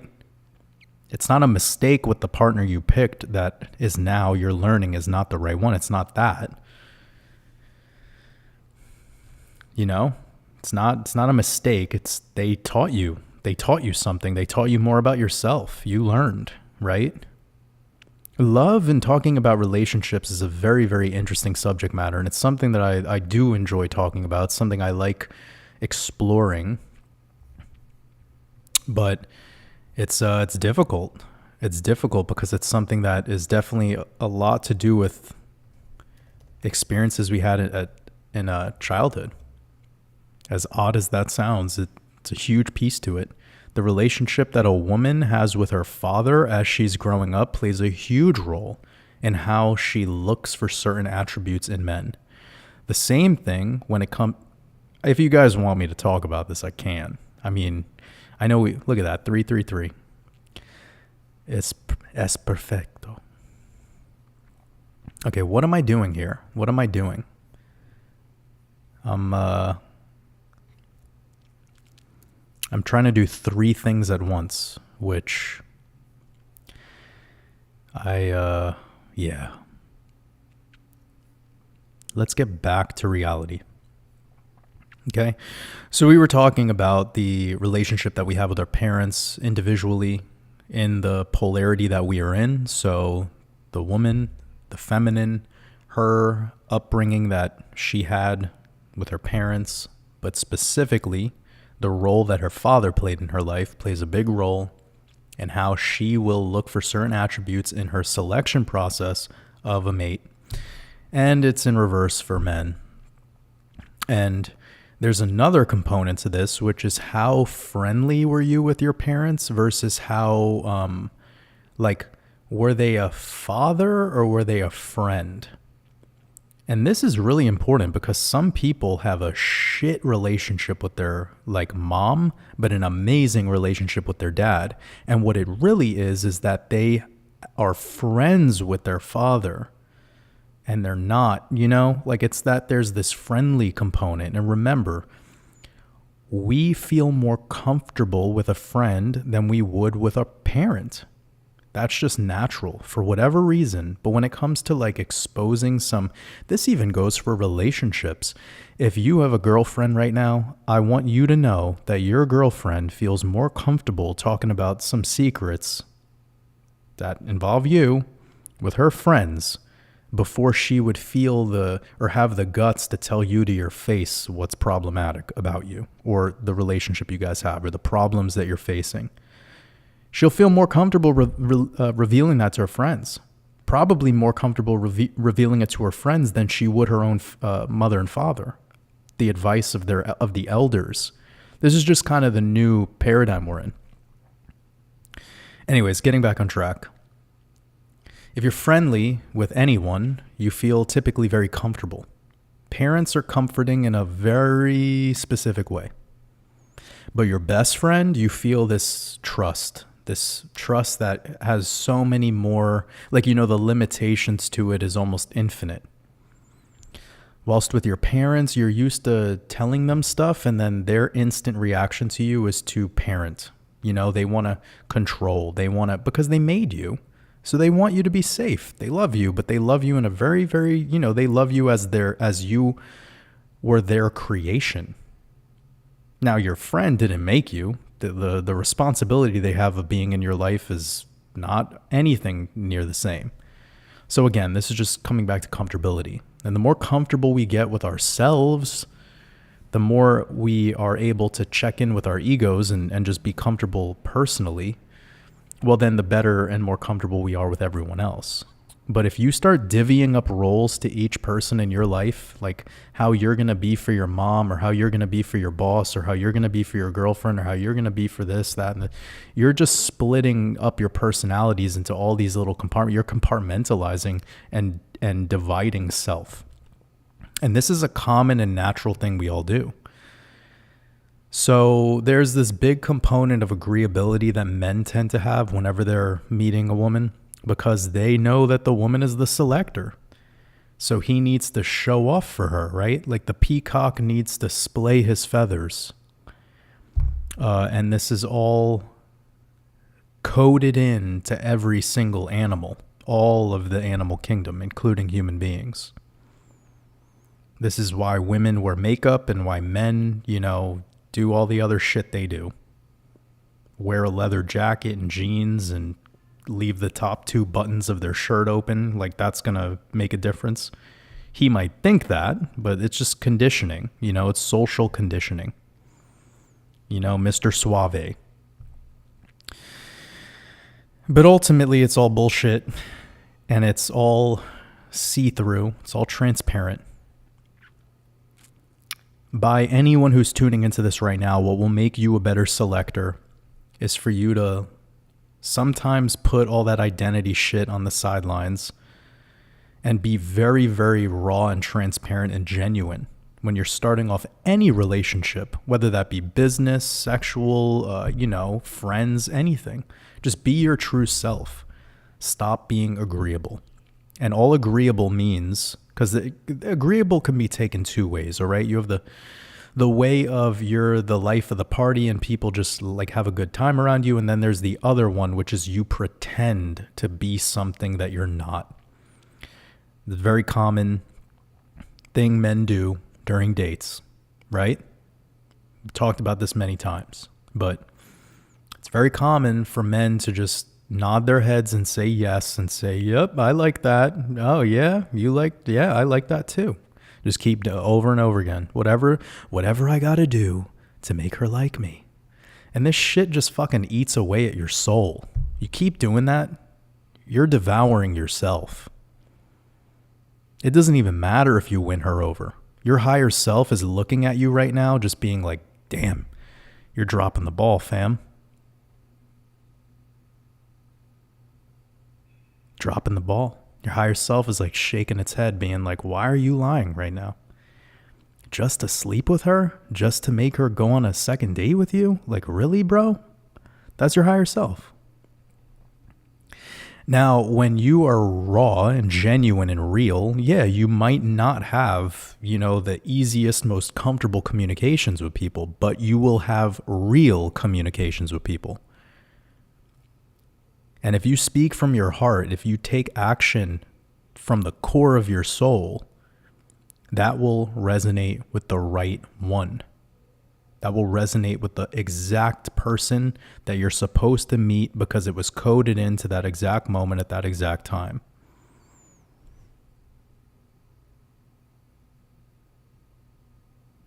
But we pretend, always want to be liked, agreed with. And this is something that for me, that in my selection process, I find unattractive. I find it unattractive when a woman is agreeable. You see how I'm teaching you like the other side of this? Because I'm in my masculine. I'm not shivering around I'm not worried. I don't need to be. I'm confident. I know that I got it. I'm not worried. So I don't need to be agreeable with fucking anyone. I've never been. It's a lonely journey, but the ones who are in my life are real ones. The quality of them is off the fucking Richter scale. All right? The quality of the people in my life are like superheroes.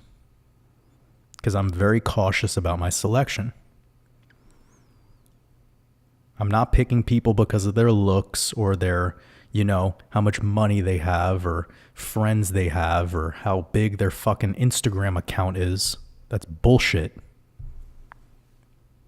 But there's been times in my life, in the normal world, where I've noticed, oh, damn, life is actually pretty easy if you just make a ton of connections, have a bunch of fake friends. Because when you have a bunch of people, you have more options, right? So when you're bored, instead of sitting on your fucking Instagram all day scrolling, you have 1,000 fake friends that you could call and be like, hey, I'm bored right now. You want to... And is that life? Is that life? People need to check in and take like a personal inventory of the quality of the beings that are in their life right now.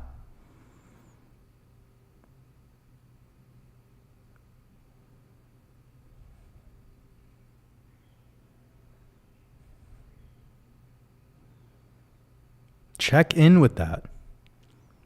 Because you probably have, a roster of people that are just taking up empty space.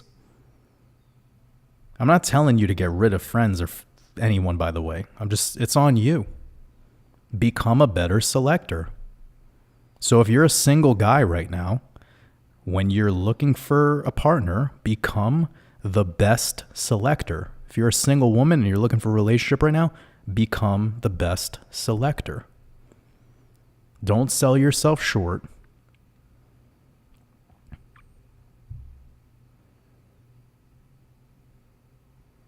Because having a bunch of people in your life that kind of suck to just fulfill your boredom. And by the way, if you're bored when you're alone, then you're forgetting that we're never alone.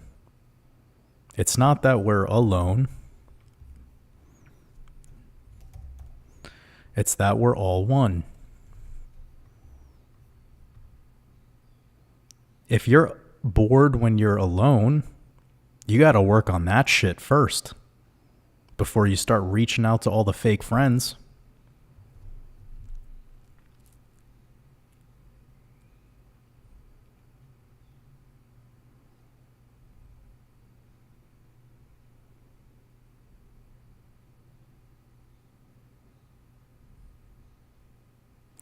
Just looking at some of the chat right now.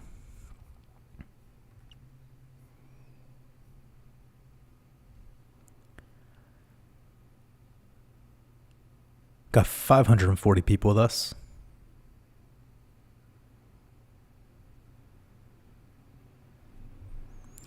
Nature, nurture, sending you love.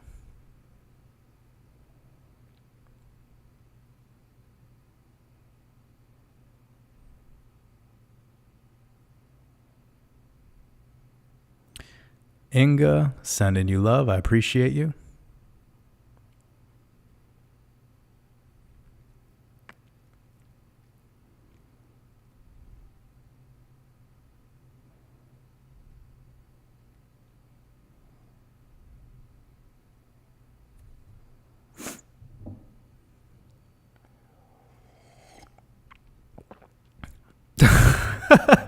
CMG 510. I appreciate your super chat. You said my cat's breath smells like cat food. Love you. I appreciate you supporting my work, but that's good. That is good.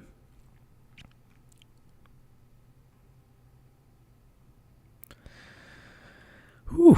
Sometimes we need to laugh, right? Like we really do. Dizzy Nick Smith said, not all of the bloodline are Mason. Correct. But if you want to get to the highest levels of Masonry, yes, you will need to be of a bloodline. But the thing is to those bloodlines, Masonry is fucking like kindergarten. All right. This is what people fail to realize. Like to the people that are of the highest levels of the so-called elite, Masonry is like first grade to them. Seriously.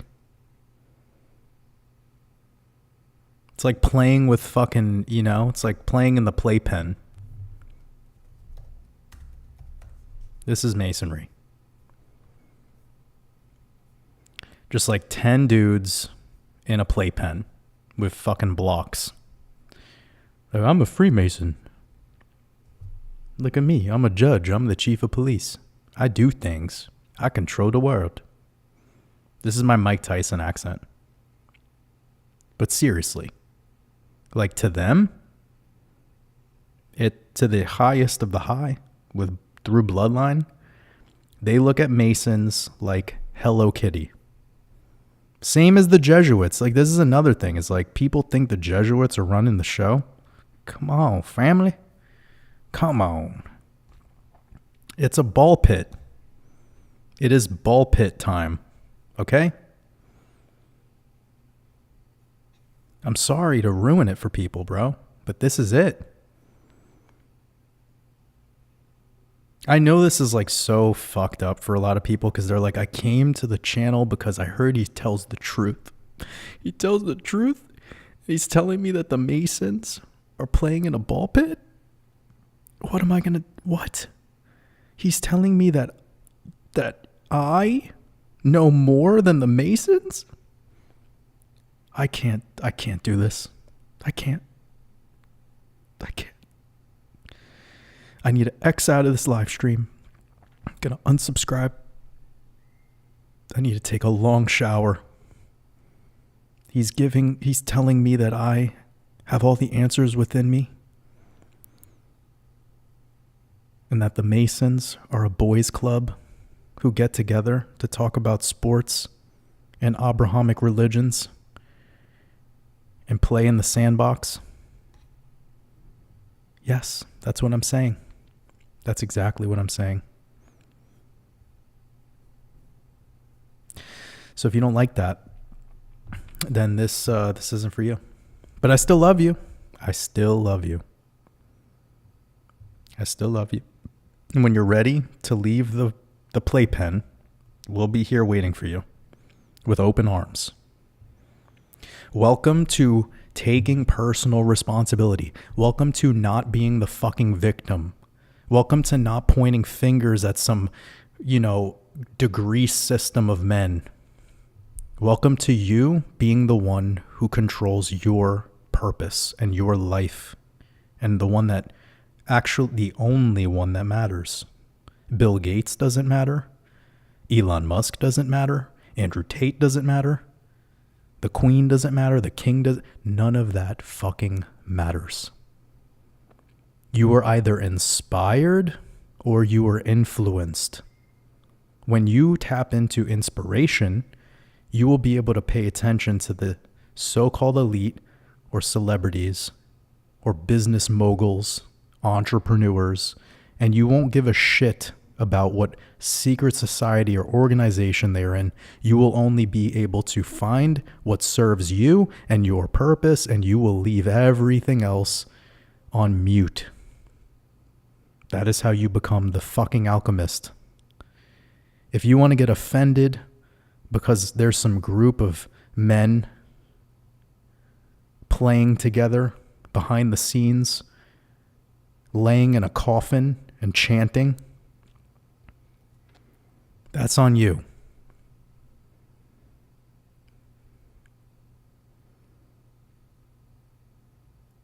But this place, it's a tough, it's like walking on fire some days, because you have no one to blame here.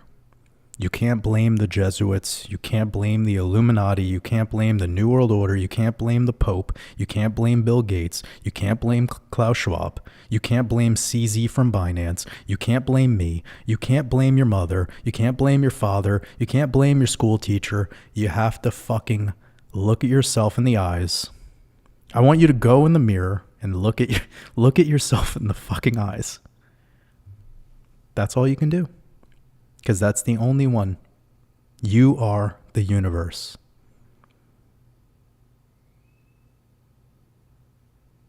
So are we going in timeout in the play octagon? Or are you ready? You ready to set yourself free? You ready to be the phoenix? Or are you staying the ashes? Which one? And I'm not here to tell you the rights and wrongs, or the truths and the fallacies. That's not what this is about.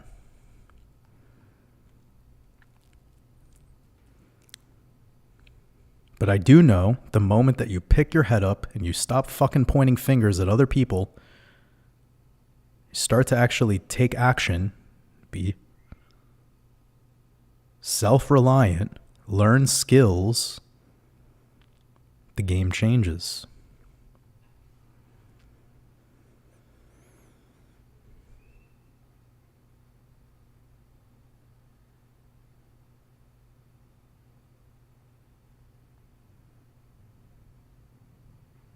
Oh, yeah, the new Malls Monday album, for anyone that's hip-hop head, as I am, fire.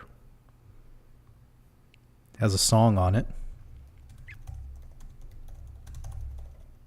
that I think is really important because it ties into what we just talked about.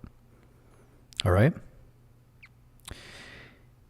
He said, "Don't give a man a fish, teach him how to be a fisherman." You guys have heard this, right?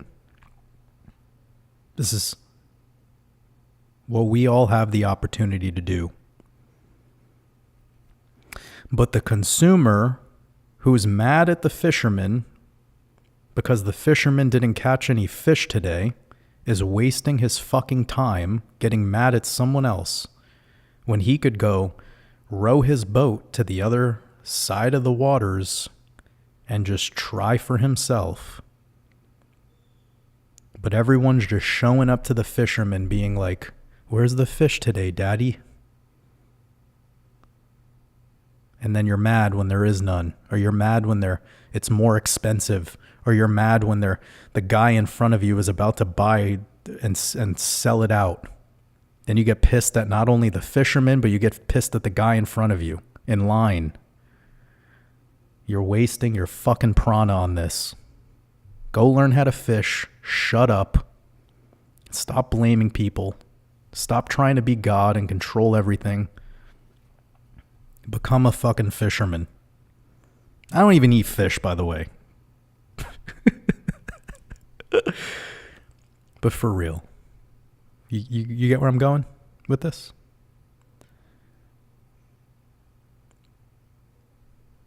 Anyways, this is incredible. Incredible album. I really enjoyed it. I enjoy Malls Monday. Shout out to Malls Monday. Me and him are coded together. We'll connect sometime whilst I'm in this simulacrum.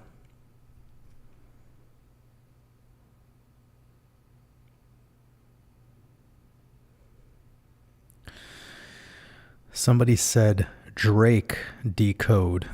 Oh, I gotta admit, I'm not a fan. At all. This guy's he's a little too soft for me. Aubrey. I do like that. That is a funny name, though. Hi, my name is Aubrey.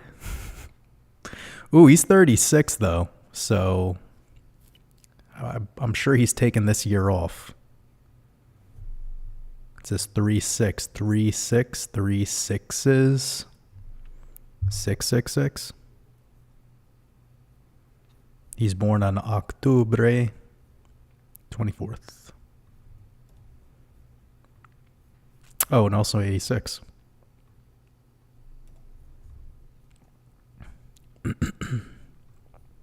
That 31, 11th prime, the 1-1, the 2 towers, Yakin and Boaz, Drake, Drizzy. Yeah, I mean, look at his company is called Ovo. Ovulation it's all about eggs, some egg ritual, but it's an owl. It's the logo of his company. The owl, Minerva.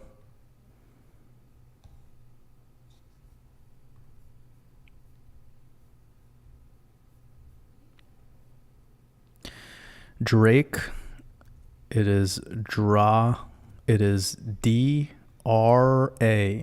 Dra, D-Ra, Dracula, Draconian, Draco, it is Draco, it is the reptilian. It is D-Ra, Ka.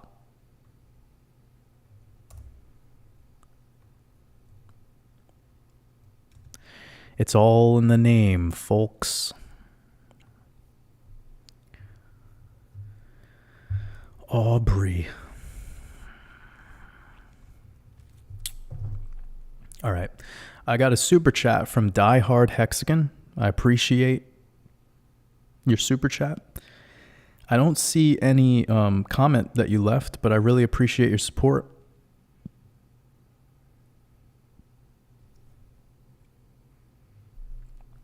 Really means a lot to me. It's a generous super chat. Sending you lots of love.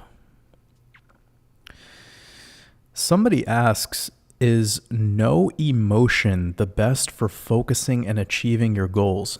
Well, let's quickly consider this. It's not that the emotion is bad. It's that when you don't feel because you resort to numbing all of the feelings that start to come into your reality, that is really the problem. Like, the emotion should almost be the precursor to you feeling instantly, so then you can feel that actually, and then as you're feeling, access your intuition. But the problem is everyone is shutting down or numbing their feelings with the smoking and doing drugs and just getting fucked up and scrolling aimlessly on TikTok for cheap dopamine and complaining on tweets all day. Like, everyone is just numbing everything, playing video games for 10 hours straight, binging on, food, watching Netflix for your whole day. Like, see, all of these things in isolation aren't necessarily problems, but how do you use those things? What's your relationship with it all? So there's this like concept out there that the emotions are like problems, but it's not really it. You need to know when to actually use them and when to utilize them. And here's the thing. Here's a tangible thing that we could speak on that I'm sure everyone here could relate to. Most people are very emotionally reactive when they're involved in markets, right? Like yesterday, the market pulled back a little bit, and I'm sure a lot of noobs who are like just brand new to this sector are like, but the market's crashing today, right? And they're like losing their fucking minds. There is no crash. There is nothing. Nothing is crashing. Chillax. This is the same price that it's been since fucking January. It's not that big of a deal. It's going to be okay. It's going to be okay. But people are just so fucking emotional towards these markets. But when it comes to real life, they don't nearly have the same amount of passion. People have more passion in their investments than they do in their own families. People have more passion in their portfolio and bank accounts than they do in their own creations, in their own art, in their own creative endeavors. So, like, let's reroute the way that we use our emotion. Save it for shit that you're actually directly involved in. Because guess what? If you're staring at that chart all day, you can't influence the movement of that chart at all. You're not even a fish. You're like a speck of dust when it comes to the way that the market moves. It would take billion-dollar orders to see the slightest movement of markets. So you can't do anything about it. Now, what you can do is choose how to respond to it all.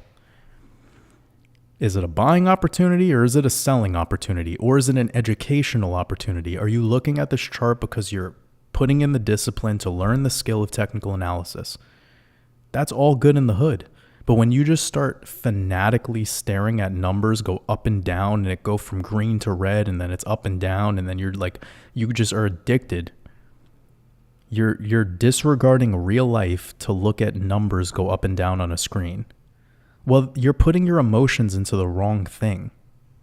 That's really what it is. So use those emotions for real life. Use those for your friends, your family, the art you create, yourself, your children, the whatever you do that you actually do and you have the ability to influence. But you getting emotionally reactive to something that Anthony Fauci said is fucking a waste of your time and energy. Now, what's even wilder is how people have an emotional reaction to somebody else's reaction of something that Anthony Fauci said. Think about that. You know, people make reaction videos to other people's music, like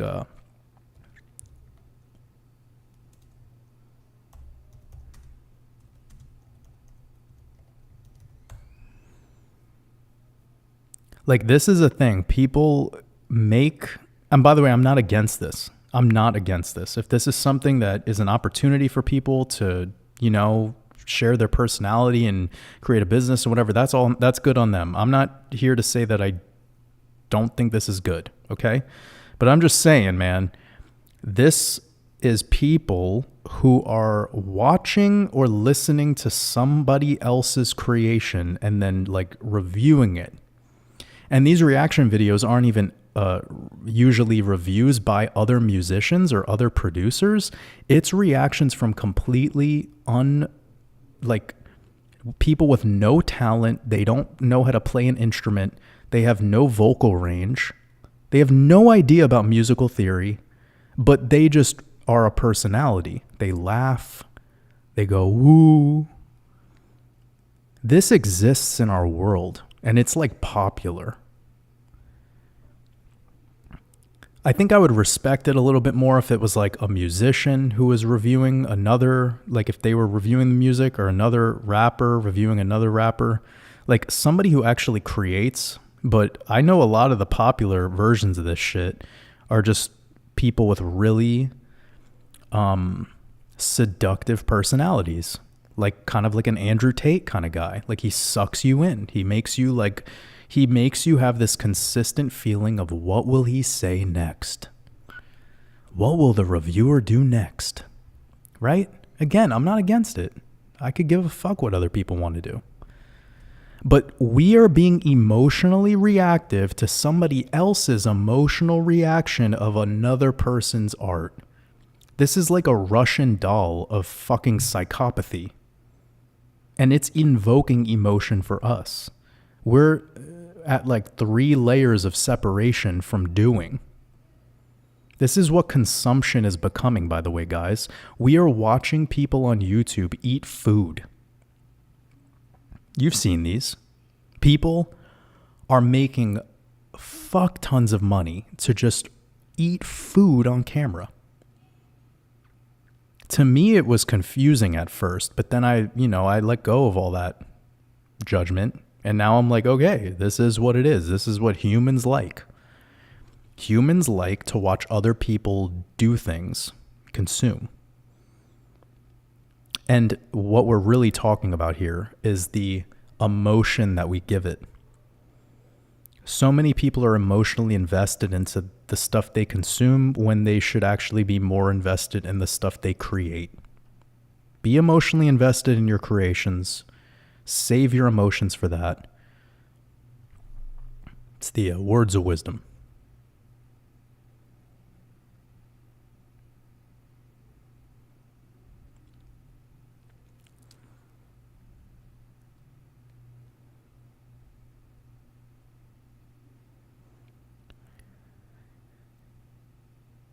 Jai Chef, sending you lots of love.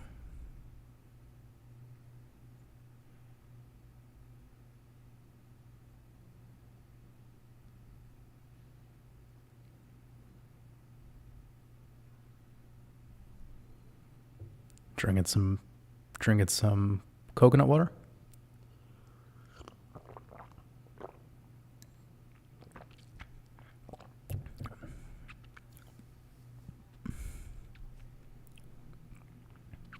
See, the thing is the 33rd degree thing, it's already been exposed so many times. Like Santos did a great job at exposing this many, many times. A lot of people with video editing skills have chopped up presentations that people have done talking about the 33rd degree. It's not, see, this is what they're learning in Masonry at that level. It's something that's already been told to the world, okay? It is just 33 vertebrae, claustrum, secretes cerebral spinal fluid. It secretes the holy oil in which you anoint thou head with. And the head, the skull, is the school. It is Solomon's temple. Okay? So this secretion, the sacred secretion from the claustrum through the glandular system, pineal and pituitary, going down the spine, which is called the Jordan River, down the Jordan River, and then it makes its way to the sacrum, right above the coccyx, the sacrum, secret, which is in the pelvic region. The pelvis is the monarch butterfly. It is the monarchy. It is Ganesha, the elephant's head. Ganesha, okay? Then it goes up. This cerebral spinal fluid now goes back up, and it makes its way to the sacred, up through the sacred to the solar plexus. Now, when it's at the solar plexus, it will shine through you. This is like the starting point of the crucifixion process. Then it makes its way up again after you abstain from sex or eating or alcohol for 2.5 days. specifically at the time when the moon is in your sun sign at birth, and then it rises to the pineal gland, and then you have this 33rd, experience, this 33rd degree. You become the illuminated one. You become illuminated. That's where we get the 2.5 days has to deal with the 3 days of death and resurrection. It is literally a crucifixion See, Jesus being crucified at 33 years old is literally something that's happening within your body every single month. Jesus is not a person. It's not a guy who had long hair, a beard, and sandals. You are it. It's an oil. It took me a while to kind of restructure the way I just said that, because the way I learned initially was different from the Greek term Christos, which now I'm coming to terms with, that a lot of the truther community is aware of that from that particular, the delivery of that particular, how do I say it? It's like, there's so many ways to teach something. So I had a lot of people being like, can you talk about Christ oil? Can you talk about Christ oil? And I'm like, what the fuck are you guys saying? But then it clicked in me, and I was like, oh, okay, I know what they're talking about. They're talking about cerebral spinal fluid and this process that happens in the body. So yeah, that's your 33 years, the 3 days of death, the resurrection, the crucifixion. It is something that's happening inside of your body every month. The oil was called Christos.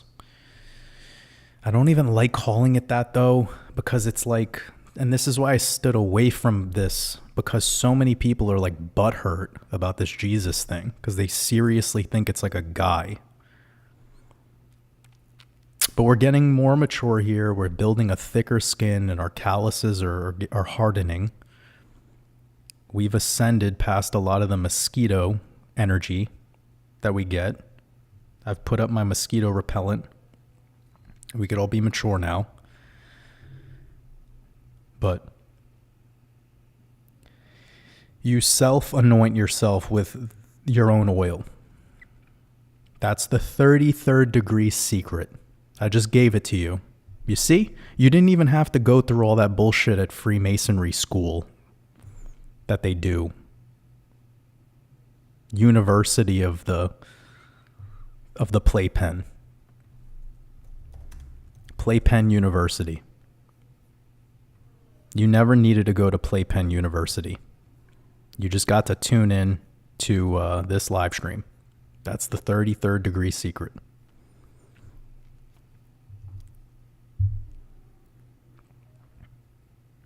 It's not a secret, by the way.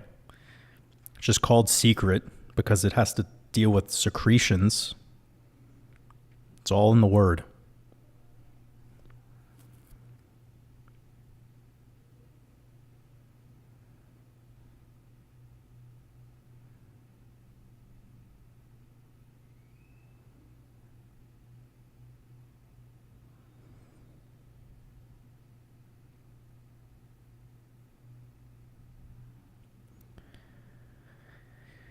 Somebody said they're eating pistachios. I love pistachios. My favorite is pistachio gelato. I found some places that do it forgot where I was that one time. They made it with like coconut cream and cashew and some other thing. It was fucking amazing. Anyways, let's move on from that.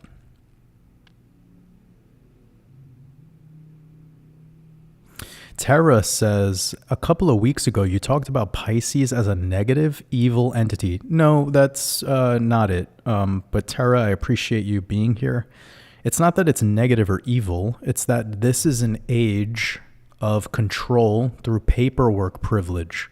The age of Pisces tied to Jupiter. We're in the age of paperwork privilege, where if you don't have your paperwork taken care of, you can't travel, you can't get a bank account, you can't get a job, you can't apply for loans or pretty much anything in this world.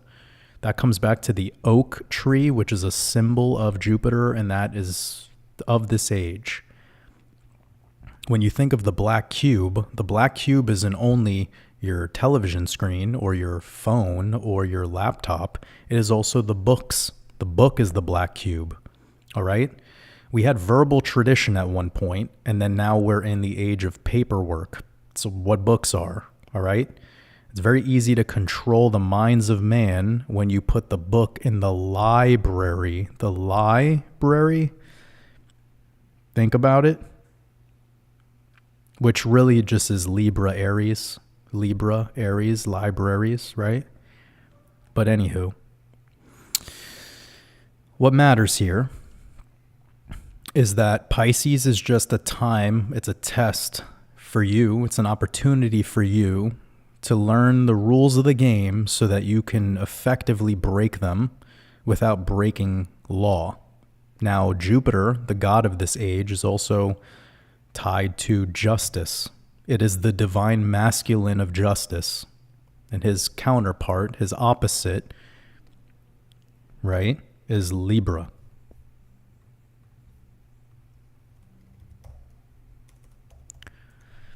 The scales of justice. So this is the divine feminine, and then the opposite would be, so this is Lady Justice. You're probably all aware of that. The Statue of Liberty. Which honestly, all of this ties back to good old, you ready? You ready? We got a good old Egyptian mythology for you guys. Good old Egyptian mythology. We got Osiris. We got Horus, we got Set, and who am I missing? Who am I missing? You guys know. Isis. That's your Lady Liberty. Getting back to this, but remember, Isis was not in the same age as this current age we're in. This current age we're in is also not with Libra in power. She's not in power. She is basically criminal justice, not victim justice. This is all about criminal justice to support the Saturnian court judges. But Jupiter, the king of this age, who is Lupitor,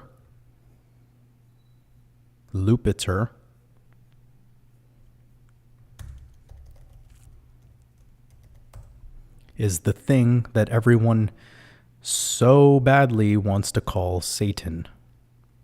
When you guys like using this word Satan, this is the closest thing that gets to that thing. It is Jupiter. So Pisces is just a very controlling time while you're physical. This is why the elite are doing what they're doing right now, because we're moving into the age of Aquarius, which will be ruled by Saturn, who is not Satan. And during the rule of Saturn, we will be getting rid of maritime commerce law, and we will move on to a more sovereign system. Unfortunately, that sovereign system will be cloaked and masked in a very technologically advanced essence or aesthetic. So it will seem very controlling and very negative and very weird, very futuristic. But if anything, it's actually a good thing for those that don't want to be imprisoned by this current system that we have of fucked up law and order that is benefiting victim, keeping everyone as a victim, all for money, which is basically all court is about. It's what all things tied to your government are about, because Jupiter, the son of Jupiter, son of Zeus, is Mercury, and that's tied back to fiat money, the eagle. That right there, that eagle, is Hermes, Mercury. This is the god of this age. That is who we deal with directly, the eagle. And this thing right here is Apollyon, which is also Aphrodite, which is also Alexander the Great. So Venus, Eosphorus, the light bringer, the bringer of light, the morning star. And then this is Hermes, Mercury. Reich Leopold said, "Hey brother, my girlfriend is asking if you have a girlfriend." That's interesting question for your girlfriend. No, I'm just kidding. No, I do not. I do not have a girlfriend. Getting back to this, Daddy Zeus, Daddy Jupiter, it's not that it's negative. It's an obstacle. It's an opportunity, guys. Here's the thing, family. If you get good in the age of paperwork, if you figure out this fucking simulacrum in this age, then goodness gracious will you be sovereign in the next. Like, you're going to be equipped with all the tools and everything to be in this new frequency. Most people are not ready for that. So don't complain about any of this. There's nothing negative about any of this. It's all here to teach you and make you better. It is here to make you the best. It's like a school.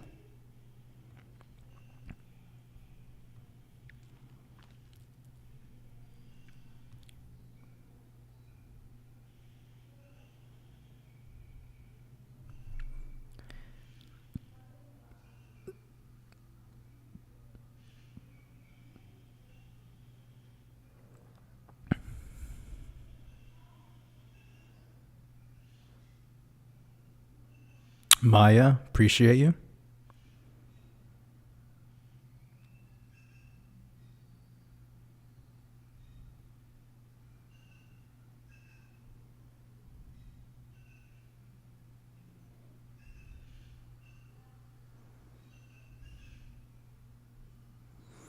People are saying that Drake looks different. Well, they all do. Like, I mean, you could watch the same transformation happen with Kanye, a lot of these entertainers, because there's many of them. There's many of them. Sorry, I should explain what I'm talking about right now. What I mean by that is when they have this character called Eminem,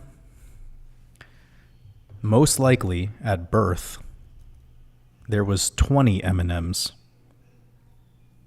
in a deep underground military base. And they let one of them surface, groomed it, got it ready for its role, and then once it started malfunctioning, they give you V2, and then V3, and then V4. And now you have a totally different thing. But it's still the same consciousness. This is all just high-level technology they're using. Actually, it's not even new technology. This is the shit that they've had for millennia, centuries. It's the stuff that we never get to play around with. But they show us in movies. They show us in all of this sci-fi shit. But when you start seeing like this dude glitching out on an interview, well, because he's done. His batteries are running low. We got to get a new one now. So they give you version 2. Oh, it's funny too because his name is Marshall Mathers the Third. Oh shit! I cracked myself up. Literally. V3 prototype 69420. Marshall Bruce Jenner Mathers V3 prototype. Dude, I'm having too much fun.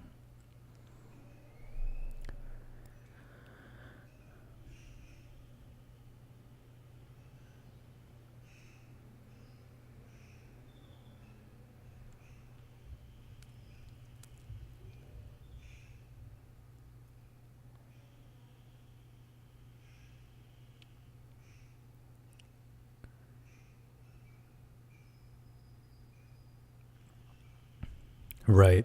Pamela Swan says emotions are very powerful. They are. But I want you to be the one who's steering the ship and not external stimuli steering the ship. So, right, Pamela? Like, the emotions and feelings and what you decide to now respond with or react with based on those emotions and feelings are the same process as you being on a boat where you're rowing the boat, right? When you're rowing the boat, you have to burn calories to make these movements. You have the current of the ocean, you have the wind, that's a variable. You have the weather. Is it raining? Is it clear skies? What are the waves that are a couple miles away looking like? You know, you're analyzing, you're becoming a little bit better at seeing, you know, the deeper levels, the deeper layers to it all. So it's not that, again, and I know Pamela's kind of on board with all of this, but we're trying to just paint the picture and visualize right now. Emotions are very powerful. It's just what happens, Pamela, and what happens with most people is they let somebody else row their boat, steer their ship, be the puppet master, pulling their strings. So when somebody starts to be kind of, you know, the opposite energy of what you desire at that moment, maybe somebody's pissing you off, maybe somebody cuts you off in traffic, maybe somebody, you know, is loud outside of your apartment, their dog's fucking barking. It's going to be normal for you to become agitated. And in that moment where you become agitated, what you're allowing is that dog actually is your God. That dog is becoming your controller. You're enslaved by that dog's fucking barking. You see? Like, so this is where we get to just navigate it all. Now, when we start to visualize the emotion and the feelings, kind of like the wind in the boat and the sails of the boat and the current. Also, how much energy do you have, right? How much energy do you have? If you need to go 20 miles with a rowboat, that's a fucking lot of rowing. Do you think you could make it? Do you have the will to do it? Right? These are all elements. You know, this is kind of like this is a thing, right? You know, people that just love to argue, they love to debate, like they can't just allow. They always need to be the one who ends it all by being right. Yeah. These are the people that are willing to burn the most calories to make that all come to pass. They are the one that is willing to go to the depths of the fucking, you know, and really for what?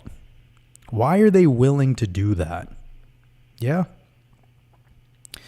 Now, you can do that all you want. I'm not here to say that you should give up, but know when conversation and communication serves you, or know when you're in service to your damaged ego. Because it's most likely pride that's keeping you, you know, on the leash to this never-ending philosophical, you know, cycle of you wanting to be right about something with somebody and exhaust yourself just because you want to win. Like, life isn't a fucking sport. It's not the championship finals. The only final boss that exists in this video game is you, not them.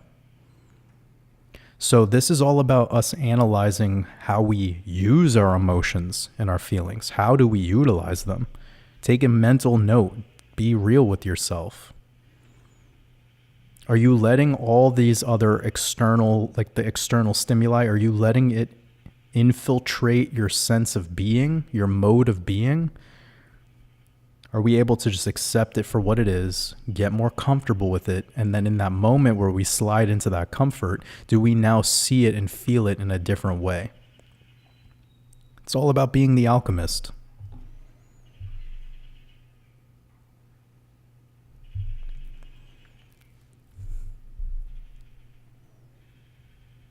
Just looking at some questions. Daniel Hackett.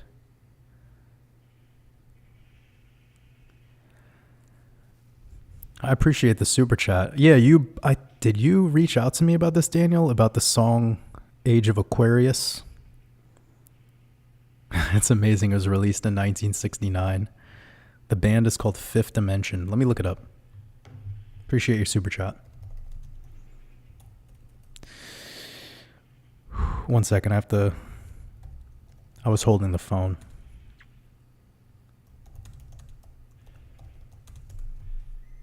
Fifth Dimension, Age of Aquarius. Let's look at this album cover. Oh, wild. I love the names of the songs. Working on a Groovy Thing.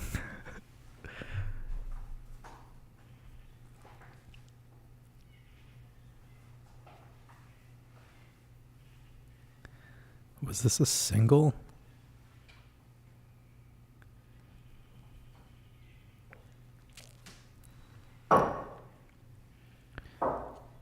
Oof. The Flesh Failures? Sounds dark.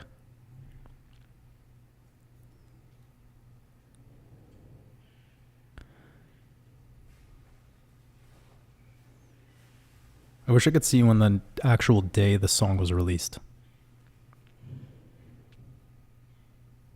That's the... Oh yeah, it's just released as an album, but it's saying May. Like, it's not giving me an exact date.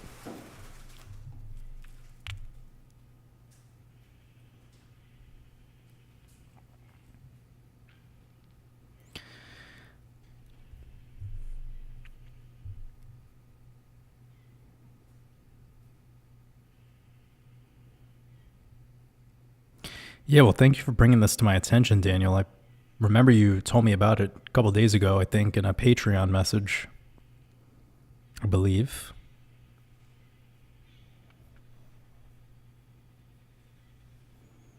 Get some of the names. Literally, the band is called The Fifth Dimension. What do they know? Right? Like, what do they know that we don't? With this band name making that album back in 1969? Think about that. Anyways, Daniel, I really appreciate your support. Sending you lots of love. Who's like the singer of this group?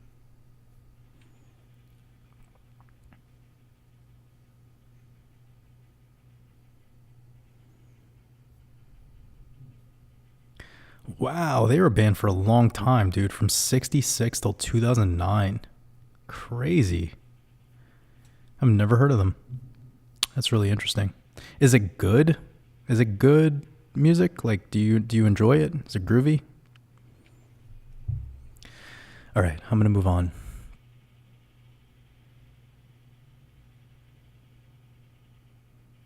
Do I have 55,000 subscribers? Is that true? I didn't even notice that. We at the big 55? We at 55? Oh shit, we are. 55K, baby. We did it. Gotta make it to 100,000 though. We'll do it. 100,000. When do you guys think that's gonna happen? What day?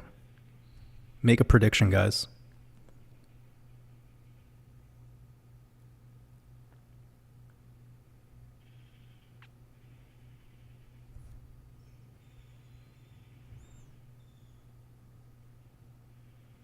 Little Nam, I appreciate your response.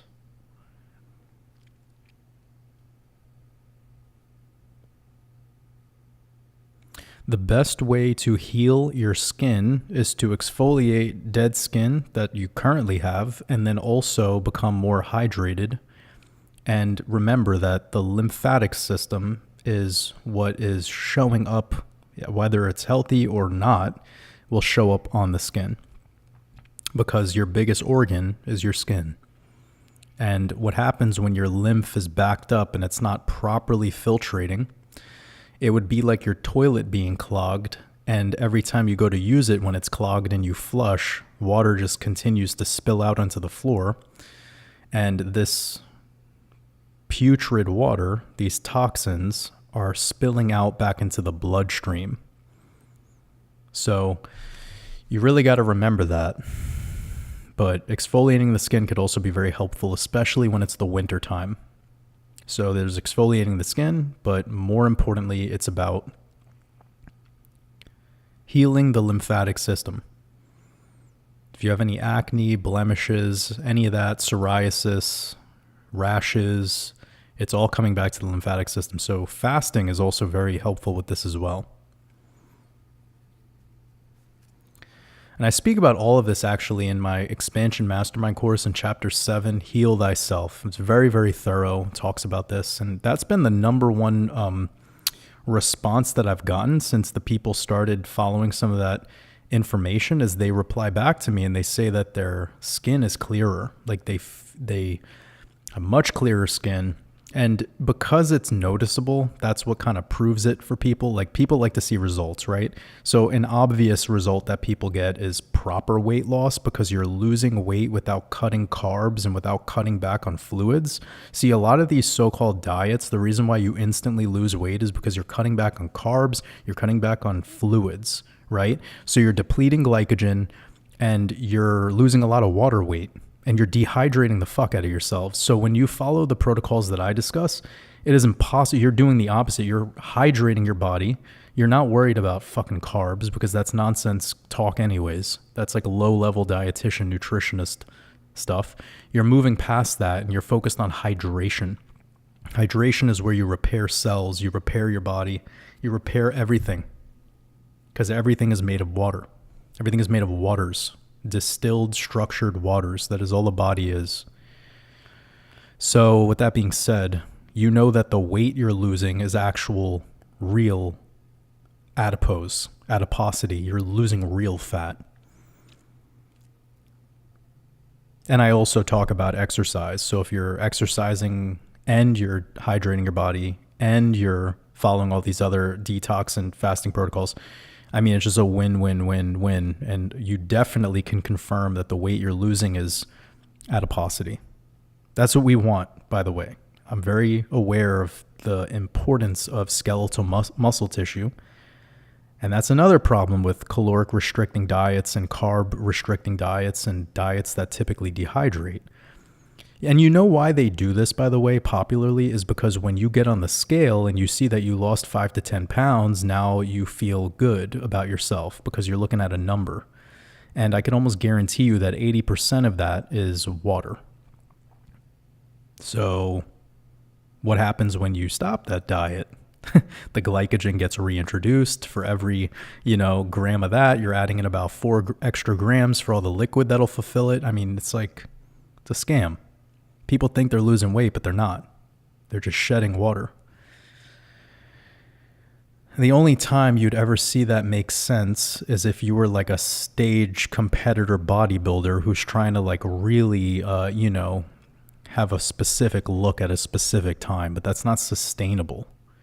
This is another reason why so many people, when they go on these fad diets, when they go on these diets that are instantly dehydrating them, it's not sustainable. It's not long lasting. It's not something that they could continue to practice. So I bypass all that diet jargon and I move straight into healing the body through detoxification, fasting.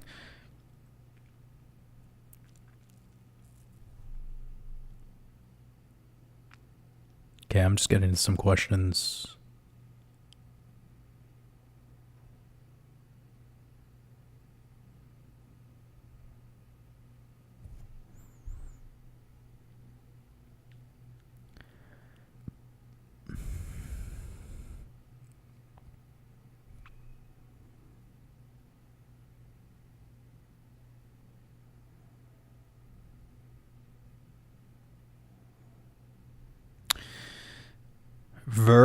Hoofty says Jupiter is the protector. The protector of what? The protector of maritime commerce law? The protector of what? You showing your papers? Protector of what? Protector of false king of kings?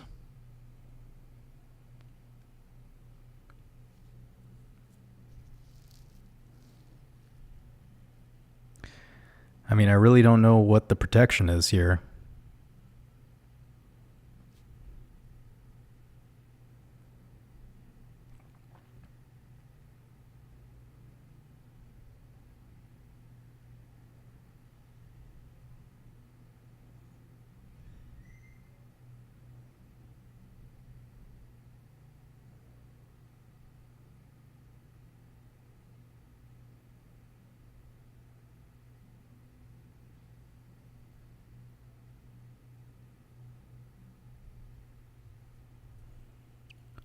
Let's go back to this really quickly. Just we're having fun.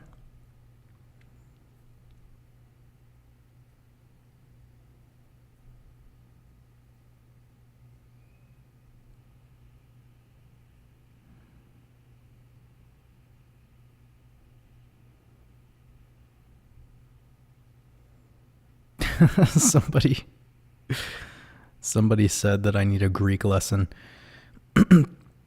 Okay, you were misinterpreting what I was saying about Lupitor. It's because of the J. The J is in alchemy, you mirror the J. When you mirror it, you have an L. All right? Sometimes it's better to ask questions instead of making statements.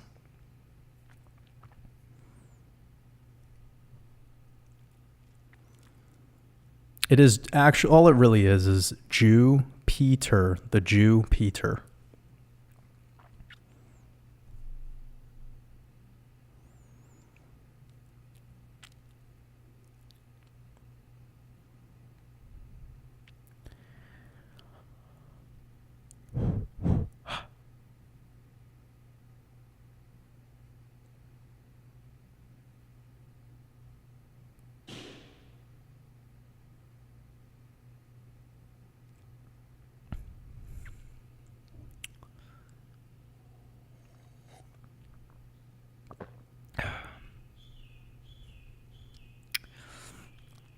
Said people's appearances change over time, right? But their entire skeletal structure, their height, the jaw structure, these things do not. And this is a common thing you see with these so-called influencers, these people that are on this world stage. I mean, you'll see 2-inch height differentials with a change of, maybe skeletal structure where their clavicle is more tighter. You can just tell, like, their whole entire body their earlobe shape is different. I mean, these are things that just can't fucking change over a 5 to 10 year time span. Can't change the shape of your ear. Can't change the shape of the way your eye sockets are, the way your skull is shaped.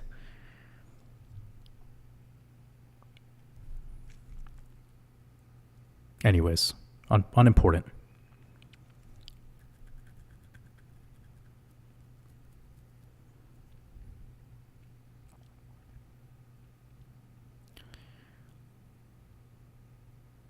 Jack, appreciate you, brother.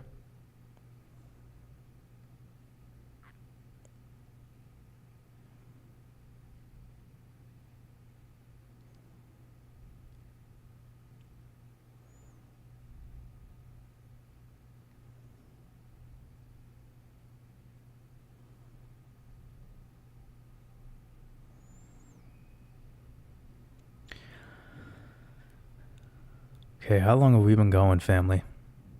We started at 2, looking at about 4. We're coming up on 3 hours, so be about 15 more minutes, and then we gotta move it on out.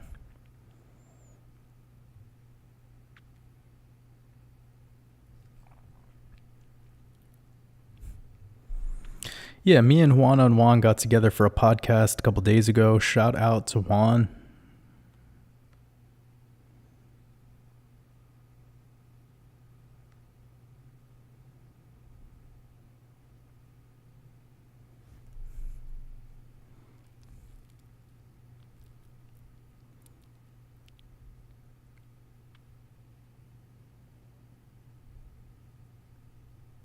Got about 500 people in our chat.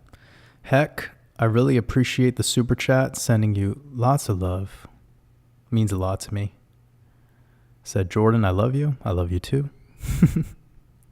Really appreciate you.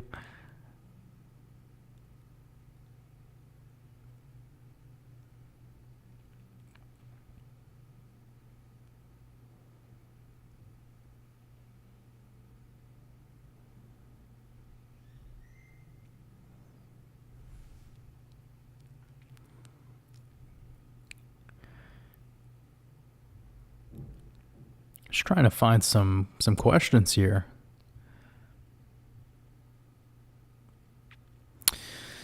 Oh, this is an interesting question. Bert says, what do you think about removing desire in your life and accepting that life is suffering?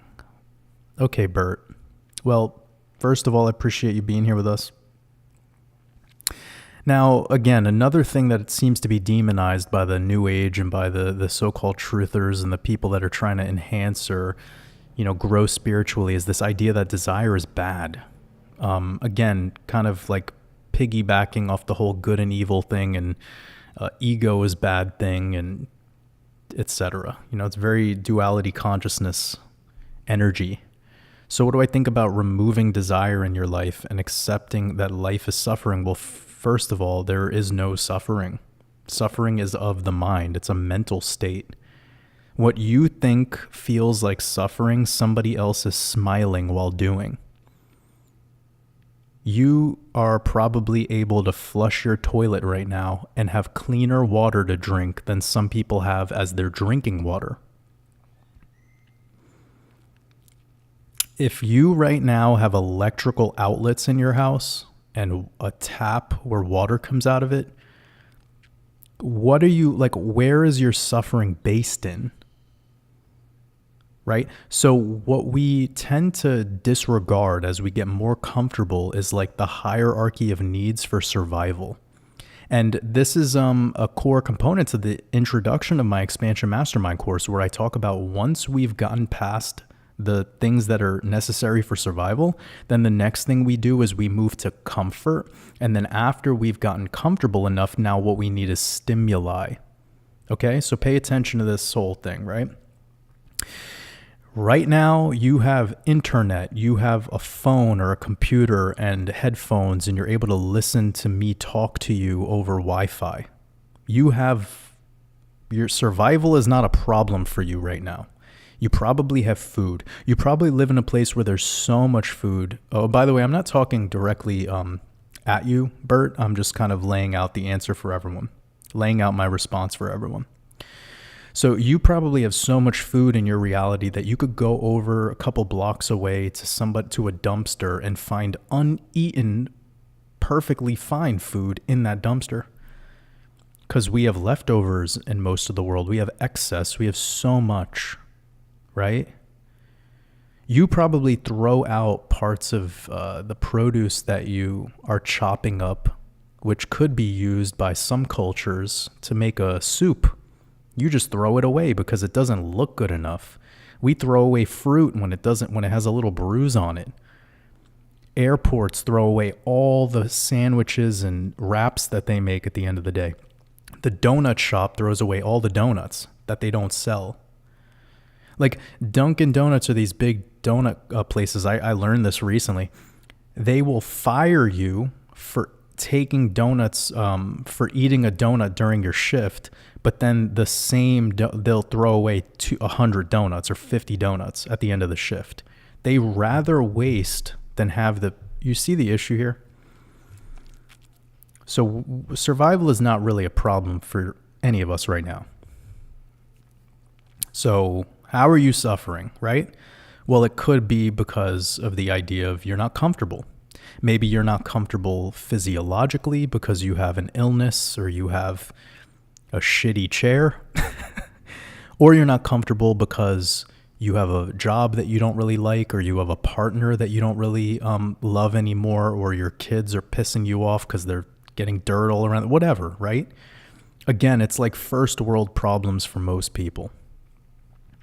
But when we have cascaded past the struggle of survival and we no longer need to worry about that anymore, and then we are comfortable enough because we live in houses with clean water, we have a shower, we have a refrigerator that we could put our food in, we have a stove we could cook the food on. Now, we're seeking stimuli. And what most people call suffering is actually their inability to be stimulated enough or have a good relationship with stimuli in general. Suffering is a mental state of one's inability to realize that they are just having a struggle with stimuli externally, and they're unable to self-stimulate. This is why we have boredom, and the boredom we numb with all of this cheap dopamine.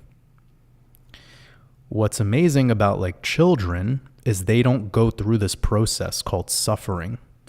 When they get so-called, or think about the things that make them bored. Can you list it? Because if you just let a child do whatever it wants to do, it will literally figure out a way to be stimulated. It will pick up a branch from a tree and just play with that for 5 hours straight. Just a branch, like a leaf, a pine cone. You could give a pine cone to a 3-year-old and they'll just sit there fucking around with it for hours. But humans now that are adults, if we go 30 seconds without our cell phone, we start to feel like we left our arm at home, or we lost our wallet. It's like the same kind of like energy, like where the phone has become an extension of you. And with that, you always have direct access to communications and information and the ability to connect with people. So you could numb every time you start to so-called feel bored. And then when you feel bored for too long, you start to feel like you're suffering. Because there's nothing that stimulates you, even though you have it all in the palm of your hand. So when the desire to numb no longer satiates your thirst, you feel like you're suffering. So again, suffering is a mental state. It's a mental condition. When you see people in the third world, there's a totally different reality and typically a lot less depression, a lot less suicide. We create a lot of this struggle and suffering through our inability to just realize that we could control this relationship we have with the external realm.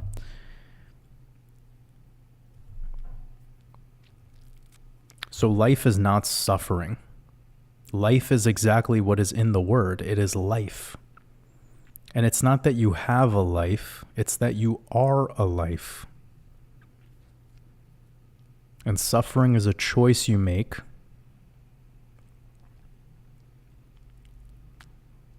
I know this is going to trigger some people because they're going to be like, well, what about somebody that's being held captive in a prisoner of war camp and they never even committed a crime? Come on. We could pick out a story in an isolated situation and something that's circumstantial, but I'm answering here to the grander vision. There's no need to remove desire from your life. You just need to check in with what you desire, and is that thing in service to you, or are you enslaved by it? Get a better relationship with your desires. And live. Like, I'll say that this is where I sum this all up. If you think life is suffering, it's probably because you're unable to be present. It's because everything is about the trauma of yesterday and the anxiety or depression of tomorrow. When you become present, it completely changes. Your frequency changes. You can see clearer. You're not in your head as much. You're in your heart.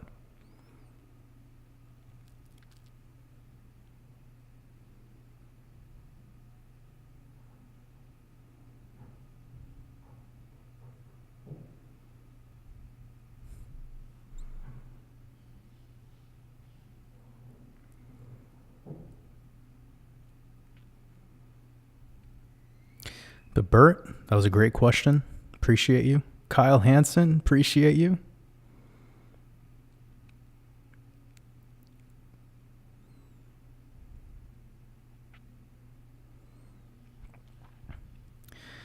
What year was I born? I was born in the year 2378.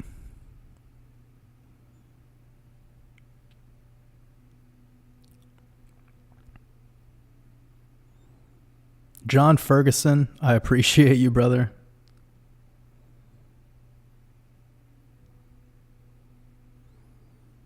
Means a lot. I appreciate your super chat. You said you killed it last time you were on Good Morning Crypto, dropping clear pills, a good change of pace, and I know everyone in that community is open-minded. That's a fact. I know everyone in that community is open-minded to my work because the 3T Warrior Academy has had me on many times, so shout out to them.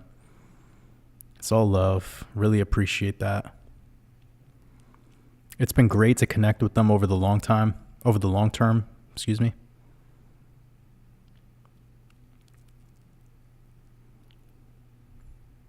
Crypto Wolf, appreciate you. I don't know who Days of Noah is. Nope, no idea. Shout out to Donut Factory though. Appreciate him. Me and him have been getting together for a while now, doing podcasts.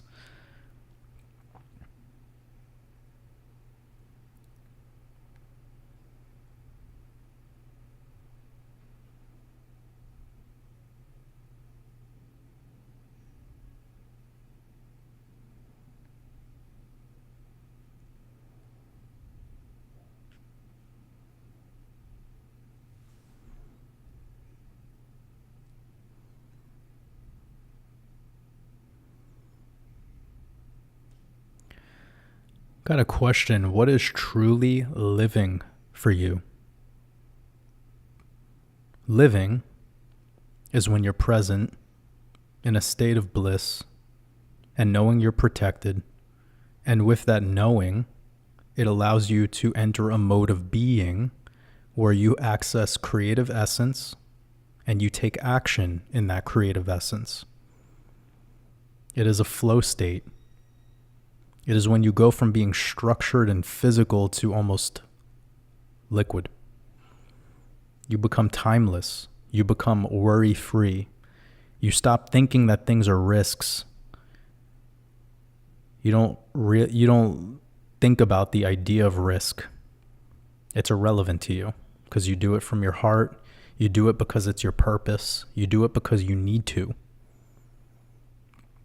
Purpose has no excuses. Purpose has no, I'll get around to it or I'll do it later. So living is when you're in your purpose.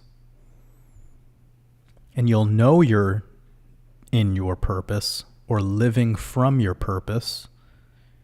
So I'll say this very, very clearly. You will know you're living when you're operating from your purpose and it has a sense of urgency. It is so important to you and so exciting, and it brings you into this particular frequency where you can't hold off on it. It is your priority. Purpose is priority. If it's not a priority and it's something that you keep holding off on, it's something that bores you when you do it, something that doesn't reel you in, then it's not your purpose. If it feels like it's work, then it's not your purpose. If you're struggling while you're doing it, or you feel like you're struggling without actually being fed while doing it, if it doesn't feed you, if it doesn't enhance your being state, then it's not your purpose. And if you're not operating from your purpose, then you're not living. And living can only be done presently. Everything else is an existence. So when you're caught up in yesterday and tomorrow, you're existing. And when you get to the now, you are alive. That is life. That is the only thing you actually have, and the only thing you could actually influence is how you react and respond to this right now. So that is living. And I guess I explained how to live in a way that will keep you in a state of bliss rather than feeling depressed or suffering or any negative emotion. And it's not that the negative emotions are bad. It's just up to you to analyze them better. Are you learning from it, or is it controlling you?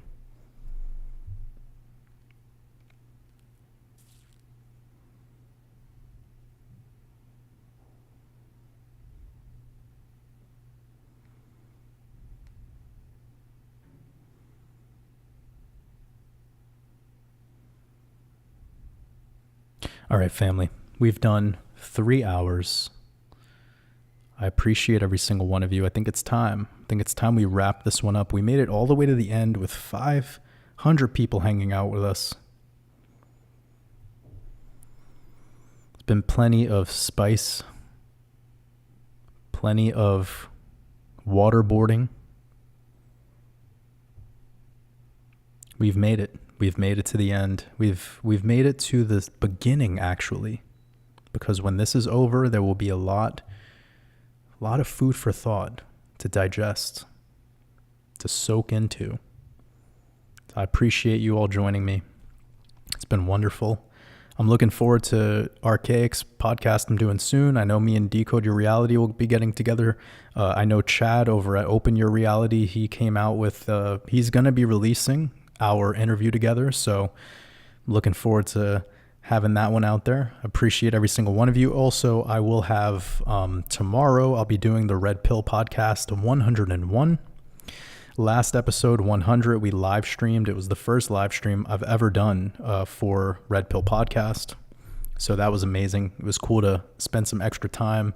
Went about 1 hour and 30 minutes, spent the last 30 minutes or so chatting with the community on the live chat. So it's that time. Wishing you all a beautiful, beautiful rest of your weekend. Appreciate everyone. Much love.